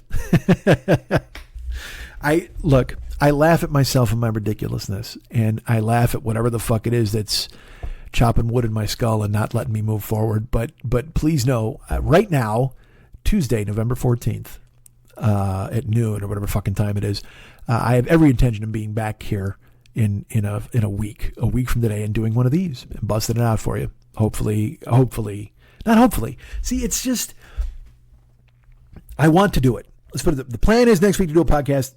Don't yell at me. How about that? Cool. You guys can get me at mike@MikeSchmidtComedy.com. You guys can be my friend at Facebook.com/the40year-old-boy. You can follow me at Twitter.com/the40year-old-boy, or is that X.com/the40year-old-boy. Go ahead and so be my friend at Facebook.com/the40year-old-boy. Follow me at Twitter. Oh, and also I'm on Instagram, Snapchat, and TikTok at Mike40YOB. I'm also on Blue Sky. And I think my name is Mike40YOB on there as well. But I'm on Blue Sky. Go ahead and check me out. Don't you want to find me on Blue Sky, a place I've never posted? But I just did it so I could get my name. What's my name on there? Is it the 40-year-old-boy? I think it is. Yeah, Mike40YOB at bsky.social. Go ahead and follow me. I got 49 followers and I haven't even posted yet. People are fucking lovely. So there you go. So follow me, be my friend at Facebook, follow me at Twitter, Instagram, Snapchat, TikTok and Blue Sky. And eventually I'll post on those. Won't that be fun? That'll be fun for you to see me. I will tell you this. I say it now. I've said it before. See, I keep writing checks that my fucking brain can't cash, and yet I continue to do it. I'll be in Chicago. I'll do a Twitch stream from Chicago, just from the phone. Right? Shouldn't that be fun? Maybe I'll do a TikTok, the first one ever, because there are people who are like, you need to do a TikTok. Ashley, it's funny. Last show, I said Tanya was the podcast boss. Well, now we've got the lovely Ash, and she's like, I'll be the TikTok boss. Fucking get to work. And of course, a terrible employee. I was like, okay, and then didn't. But this week, I'll do an Instagram. Perhaps I'll do a Snapchat. I'm on Snapchat. Let's see what happens in Chicago. Will I pull myself out of mothballs? Who knows? Will I get to tell you about how my fucking mouth went dry? That could be the case. You know what? Yeah, why should I keep you in suspense for a fucking week? Follow all those places, and then this week I'll put out something to tell you how the first show went. First show's Thursday, and I don't know what we got. I don't know where it's going to go. Because right now I have just a bunch of ideas, and then I was like, I should just do stories, but also I can't do stories on stage because it gets weird for people because they don't know how to deal with a story. And also, I think I told you this last year, I told stories on stage, and on here I can tell them, and you guys listen to me like, wow, what the fuck, what a crazy story. But I do them on stage, and people are like, you're a dick. I told the story about how I threw vegetables in that little girl's face, and everybody's like, they all put themselves as the parent of the kid, and they're like, aw. I'm like, well, no, she wouldn't get out of the street. And everybody's like, doesn't matter, man. You're a fucking cunt. And I'm like, all right, I guess I'm a vegetable throwing cunt. That's me. So we'll see how this week goes. I don't know. The best part is Lenny's there recording an album. So come see him. He's super funny. I'm merely the support act. I'm the car. That's who I am this week. So come and check out Lenny. He's terrific at Zany's at Rosemont. Thursday, Friday, and Saturday. Thursday the 16th, Friday the 17th, Saturday the 18th. And then Sunday, November 19th, I'll be at Zany's in Old Town, down on Wells, Division and Wells, I think it is. That'll be fun too. So come and visit. And I think after that, Lenny and I are going to go for steak at Morton's. That'll be fun. Well, you know what I'm going to get? I'm going to get a throbbing ribeye. Oh, I can't wait to choke it down. Ribeye's always my selection. All right, so there you go. So follow me at Instagram, TikTok, Snapchat, Blue Sky, and be my friend at Facebook. Follow me on Twitter. All that stuff is cool. Thanks. Hey, man, you know what? I'm part of the Misfit Toys Co-op. That's Never Not Funny. That's Doug Loves Movies. That's the Todd Glass Show. That's No Fun with Jen Kirkman. I think all of these are still part of it. They might not be. I don't know. I don't get any. Nobody contacts me from fucking Misfit Toys. I told you, I'm never in the board meeting. I should record commercials there and get people to listen to my thing. Right? Shouldn't I do that? But who knows? Whatever the fuck, dummy. Yeah, and also I think mental illness happy hour with Paul Gilmartin is also on Misfit Toys Co-op, and also Don't Touch That, It's Sharp with Danielle and Christine. Go ahead and check out that show. It's fantastic. I've been on that show. I recorded that podcast. People have been writing me. I recorded that podcast with Jay Keith, and he told me it would be on in October, and it's now the middle of November, and I have not heard. So maybe the tapes were destroyed in a fire. I have no idea, because he's put out new shows. He's put out literally I think 3 new shows in the past couple weeks. So maybe I'll be on. And also, I will tell you this, the running time for that show is usually an hour and 15 minutes, and we did an over 2-hour show. So I'm sure he's hacking it to fucking bits. Maybe he'll put out the long version if I tell him to. Hey, do me a favor, man. People want to hear the long cut. No, they don't. Nobody cares about me vamping. But that'll be out eventually, so keep your eyes out. Keep your eyes peeled. Let me ask you this. You guys want to hire me for Cameo? The holidays are upon us. Do you want me to insult somebody's Jell-O? I can do that. Hey, man, your Jell-O is fucking awful. I wouldn't even fuck this Jell-O, and I've done that. I'll happily do that to somebody. Whatever. Regardless, go ahead and keep me posted. And if you want to hire me, keep me posted. You know what? Do me a favor. Keep me posted on whether or not you want to book me on Cameo. You know how you keep me posted? By booking me on fucking Cameo. It's not some bulletin. Nobody has to send me a newsletter. Hey, Mike, just keeping you posted, considering you for a cameo. Not ready to commit just yet, but we're keeping you in the loop. That's how we handle these things. We're going to circle back. We're going to put a pin in this right now and circle back after the holidays to see if we want to make you cameo worthy for our family and our Jell-O. That could be a thing. Why not? Reach out and touch someone, and that someone is me. Get me to Cameo. Dudes, it's fucking holidays. And I love Thanksgiving. I will tell you this. I've been Ubering. I was in the car for 14 hours on Saturday. I'm Ubering like a motherfucker. And I have another job, which I told you about that I didn't tell you about, but I'll tell you about it later. I'm busy trying to stay afloat. And, but now I'm out in the wild driving, and I'm seeing all the decorations, like big fat, like inflatable turkeys at cornucopias. And people are putting Santa out already. And I know there are people who are like, what the fuck, man? Halloween just ended. There's no reason to put up your Christmas decorations. It's not even December. Hey, man, fuck off. Let people put up their Christmas decorations. It's nice. And you don't, so if you want to be professional Grinch, go be a Grinch. That's totally fine, I suppose. But I'm going to die soon. I feel it in my one bone, my femur. No, my ulna. I feel it in my radius. I'm going to be dead soon. Not soon, but I might have 20 holiday seasons left. I want to enjoy every single minute because I'll be honest with you, I can't fucking believe it's November. And I guess it's because I'm not doing a podcast and instead my hours are being chewed up by real life. But holy fuck, it's November 14th. Are you kidding me? Thanksgiving is next week. What the fuck? Christmas is in 40 days. Holy Jesus. It makes no fucking sense. So it's going too fast. Halloween went too fast. You know, the summer. I can't believe it's November. I really can't. And I know you'll get people who do that all the time. It's like, oh my gosh, it's crazy. I don't know what's happening. No, I do know what's happening. I'm old, so life is going that much quicker. And what the fuck, man? I don't get it. I don't know where everything is gone. So I have to do what I can to try to enjoy and make the most out of every moment I have left. And I don't have cancer or any fucking thing. I'm not that guy. Although there's like today, the owner of the San Diego Padres died. Was I talking about that on here? I think I was.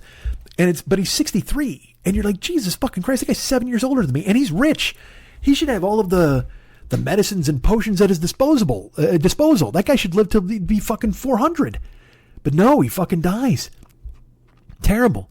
There was some producer from Euphoria, 44, he died. And also, by the way, these people are dying, and they don't tell you how. And you know what? That's what I started to tell you early on in the show. There you go. I've seen all these videos of people, dying, and I used to seek them out. Daniel Pearl, all those things. And I was like, I don't need to see anybody die anymore. I don't fucking need to. And if somebody's dead, they're just dead. It's not that big a deal. But it is noticeable when a 44-year-old guy dies or a 63-year-old guy dies, and they don't say how. You know what I mean? You just go, he's dead, and that sucks. But I was going to tell you, so there was a show, some dude was doing a broadcast from inside his house. And again, the autoplay on the Twitter started. And so I just sat there and I looked at it, and it's this guy, he's Spanish language or Portuguese, whatever the fuck.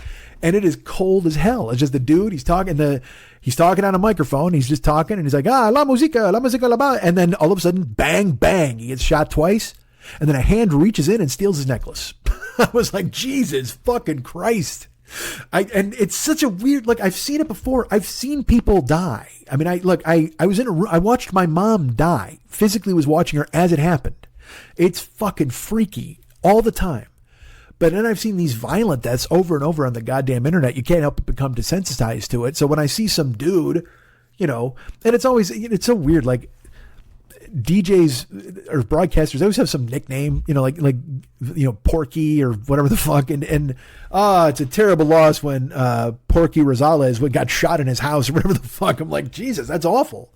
But then you see the video and you're like, and it's so weird, just 2 shots. And then the hand that reaches in and yoinks the necklace, gotta admit, it's a nice touch. It was kind of funny, but I don't want to see anybody fucking die.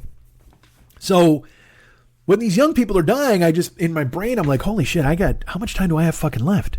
So I want to rejoice in every single scintilla of a second, of a minute, of an hour of this season. I want to enjoy all of the Thanksgiving and Christmas, the decorations, the songs. It's funny, Sirius XM on November 1st, they added 4 Christmas channels immediately. And it's like, I'm not a maniac. I don't listen to Christmas music in the car, but at the same time, I was like, good for them. Get it started, man. Crank it up. Did I think it was stupid kind of on November 1st to start seeing commercials with someone bought somebody a car with a big bow on it? Yeah, it's a little nuts. And also seeing the Santa all of a sudden in November 1st, already fucking Travolta's out doing a Santa thing. But again, I can't be mad at that commercial because it's a Saturday Night Fever commercial. I was like, yep. So my point is, with Christmas and Thanksgiving upon us, and I can't fucking believe that it is, it's crazy. And let people be happy and celebrate it, because this world is a wood chipper. And I don't know if you've heard about what's going on in the Congo.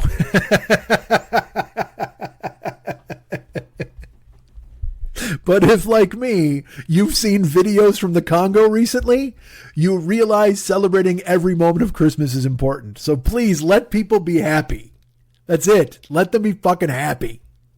If someone wants their fucking, special latte or whatever with peppermint and bullshit, pumpkin spice is gone now and we've moved into the peppermint bark season, that's fine. This world will grind you to a fucking pulp. Let people find happiness and pleasure where they can. Deal? And you know where people find the most pleasure? By hiring me for Cameo. Please put me on your list. Put me on your Christmas list. Put me on the naughty list, put me on the nice list, but just put me on the, hey, Mike, you deserve $25 to talk to my friend list. That's a big one. I also have a Patreon, patreon.com/Mike40YLB. I can't thank you enough for staying on there after my sporadic nonsense. You're so kind, and people have even joined, which is fucking crazy nice. Thank you. And again, none of this happens without your support, and I love all of you. And I know that sounds corny, but it's totally true, because you care about me, and the very fact that you care about me, I think, should instill some sort of love or caring for you, and I have it. And I know it sounds like nonsense, but it's not. If you go to MikeSchmidtComedy.com, there's a little horn boy up in the corner. Click on that. You can send money via PayPal if you don't want to. It's just a one-time deal. Or you can subscribe on PayPal if you don't want to do the Patreon thing. Whatever. So Patreon, PayPal, MikeSchmidtComedy.com, and Cameo. All of those ways to bring me into your holiday season. Well, Cameo more so, because you'll see me. Like, if you send me money via the website, you're not going to see me. Unless you send me an email and go, hey, I just sent you $20. Want to call me? Yeah, I'll do that. Perfect. Remember our great friends, the Paranoid Strain. They're out there doing their podcast. Our friend Fearful Jesuit and Dana Unicorn are taking care of business. Dana Unicorn's in America right now. I may have to go try to find her. And then also the Phlegmcat podcast. Our great friend David, the Phlegmcat podcast, is out there. Go ahead and check it out. It's amazing stuff from our buddy. He's singing, he's dancing, he's talking about eating brains. He's so good. David is the most talented person I've ever met, and I think he deserves your attention, if not your respect. So please go ahead and find the Phlegmcat podcast. That's 3 words, Phlegmcat podcast, wherever your finer podcasts are sold. And also the same thing with the Fearful Jesuit-led Paranoid Strain podcast. Also available wherever you can find any and all of your podcasts. That would be great. Now, I'm going to go ahead and check this because I have to go ahead and ask. Let's see. So our friend Ashley, I have to find the name. Okay, she has I'm going to go to her website now. I'm going to try to give you the website address. I know this is late in the show. All right, so it's colorfulglowllc.com. COLORFULGLOWLLC.com. Colorfulglow.com. She's got a sugar and spice candle. She's got a hearthside candle. She's got a mirage candle. Winter Enchantment is out of stock. It is out of stock. Stop thinking you'll get Winter Enchantment. It is out of stock. Yuletide Charm Candle, Winter Harvest, Peppermint Stick, Grandma's Cookies, Fireside Chestnut, and Cinnamon Swirl. Wait, load more. How many are you doing, Ash? Good Christ almighty. Why is there no Bomb Pop candle, by the way? Here we go. Spiced Honey Nut has arrived. So there you go. We've got the Spiced Honey Nut candle. We've got the Cinnamon Swirl candle. We got the Fireside Chestnut candle, Grandma's Cookies, Peppermint Stick, Winter Harvest, Yuletide Charm. Now, all of these, by the way, sound like amazing Yuletide holiday Thanksgiving candles, and I think you should give them a chance. Winter Enhancement, out of stock. Please don't even ask. Winter Enhancement, out of stock. Mirage, Hearthside, Sugar and Spice, all available now at colorfulglowllc.com. Her candles are also available, from what I'm told, on Amazon now. Let's take a look. I got to scroll up here because she sent me a text. Let's see here. She wants me to make a promo code. Wow. All right. So let's do this. Sure. Her candles are on Amazon too. Colorful Glow LLC candles are on Amazon, or you can go right to her website. Now at Amazon, you probably can't use my code, but I'm going to tell you to do this. Use my code at colorfulglowllc.com. And that would be great. And I don't think you'll get a deal. She didn't mention a deal. But my code is 40YOB. Let's do that. We'll make a code. We'll do it right now. And I'm going to text her right when this is over, and she can figure out what she wants to do with it. But use my code at colorfulglowllc.com. It's 40YOB. Just use that code. And whatever she winds up doing, if there's a deal, I would imagine she would. And we'll see what happens. That would be great. So there you go. And also she's on Amazon, Colorful Glow candles, and all of those flavors, all of those amazing. And also she sent me an unbelievable picture of Bomb Pop in a possum costume that I wish I could post. Ash, if you want to post it in the Joker's page, that would be fantastic. I won't do it because it's your daughter. And also, I don't know if you want your daughter's face on there, so maybe don't. But holy fuck, is this a great photo. And by the way, I'm just reading these texts now. Like, she texted me these, and I didn't open them because I didn't want her to know that I read them. I'm so fucking weird. So now I'm reading them on the air. She's on Amazon. And again, colorfulglowllc.com is where you can go and get one of those amazingly scented candles. They're beautiful and they're perfect for the season. And go check them out right now and use the code 40YOB. And who knows what will happen? I sure the fuck don't. Check it out now. colorfulglowllc.com, or go to Amazon and just look for Colorful Glow candles. But on the website, you can use my code 40YOB, and it'll be a mystery what happens. We'll all learn together. All right. And then, you know what? I have a couple of channels you can check out. YouTube.com/the40year-old-boy. And then I've got twitch.tv/the40year-old-boy. YouTube.com. That's got mainly the archives of this show, as you know. And then twitch.tv/40year-old-boy. I was back up and running. Everything was great. We were doing Spooktober. And then all of a sudden the microphone didn't work. And then there was it was stop starting. Like the router was throttled. I don't know what the fuck is going on. What do I know about life? Nothing. Again, I can't be mad or sad about any of this. I had a friend, who was talking the other day, and he was telling me, and this isn't my story to tell. I can't say it, but suffice it to say, someone had some minor inconvenience. And then it was like the thing where it was like, I had no shoes, but then I met a man who had no feet. I have a friend who had that actual experience, not the shoes and the feet, but something like that. Holy shit, who's calling me? Listen, guys, listen. Can you hear it? It's on vibrate only. All right, there you go. So twitch.tv/the40year-old-boy. Go check out the archives because there's plenty of funny clips. And I'll do one stream from Chicago. I'll figure out when. It might be late night. We'll figure it out, though. And then youtube.com/the40year-old-boy. That's available out there for you to go ahead and check out the archives of this fine and fantastic show. And listen, I do this all the time. I'm going to do it again. You're all very important to me, and you're all very kind to me, and I cannot believe that even one of you is still here listening after the rigmarole that I put you through. You're all very, very, very nice, and I'm so sorry that I don't perform, that I don't meet your expectations in ways where I should, but it makes me very happy that you would still continue to support and or check out the show. It's ridiculous, quite frankly. I don't understand it, but it makes me happy that you do. So thanks very much. I'll be back next week. Tuesday, the 21st, I get back here in LA. So you should have a show by probably Wednesday, the 22nd. So just before Thanksgiving. It'll probably smell like Thursday around my house, but I'm going to go to Lenny's. So that salvages that. But I don't care, man. I welcome every moment. I'm going to try to do everything I can to immerse myself in this holiday season and all of the seasons to come, because this year flew fucking by, and I have so many gifts that I don't recognize, and I have so many people that care that I don't acknowledge. And please know you're never far from my heart or my head. It is amazing that you still care about anything I would have to say. And I'm sorry I don't say it nearly as often as I should. Saying anything, whether I say this or I say an actual show. But we're back next week. Getting a little cough, a little choked up. Thanks. You're all fucking great. And yeah, man, let's do this next week, right? Shouldn't we? We should. Who wants to be a podcast boss? Tanya, make sure you give me the fucking go ahead next week and we'll make it happen. And it's not your job. It's my job. It's my job to solve the riddle that is me. Holy Lord. What am I, the fucking Sphinx? God, someone bury me. Send me to the Congo. I fucking need me to start digging shit out of a mountain. What a fucking goof. All right, man. I love you guys. And we'll be here next week.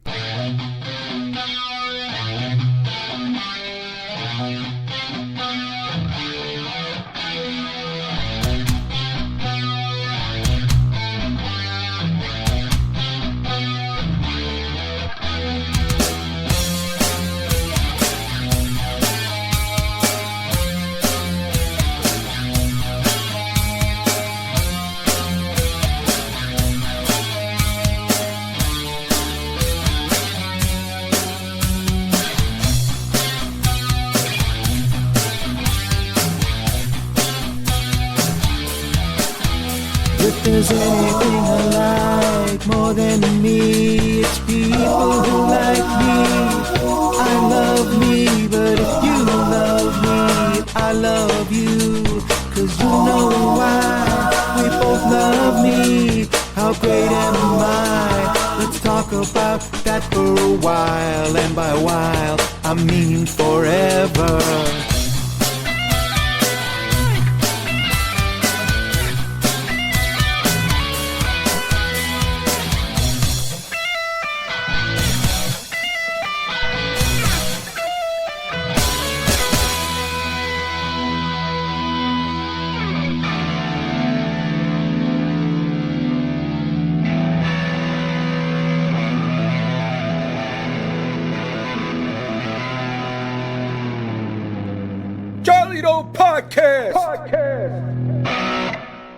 Hey everybody, do you have a Doug in your life, or do you wish you had a Doug in your life?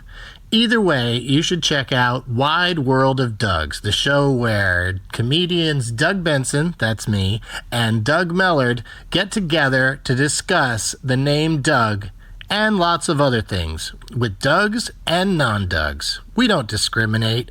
Get it wherever you get your podcasts.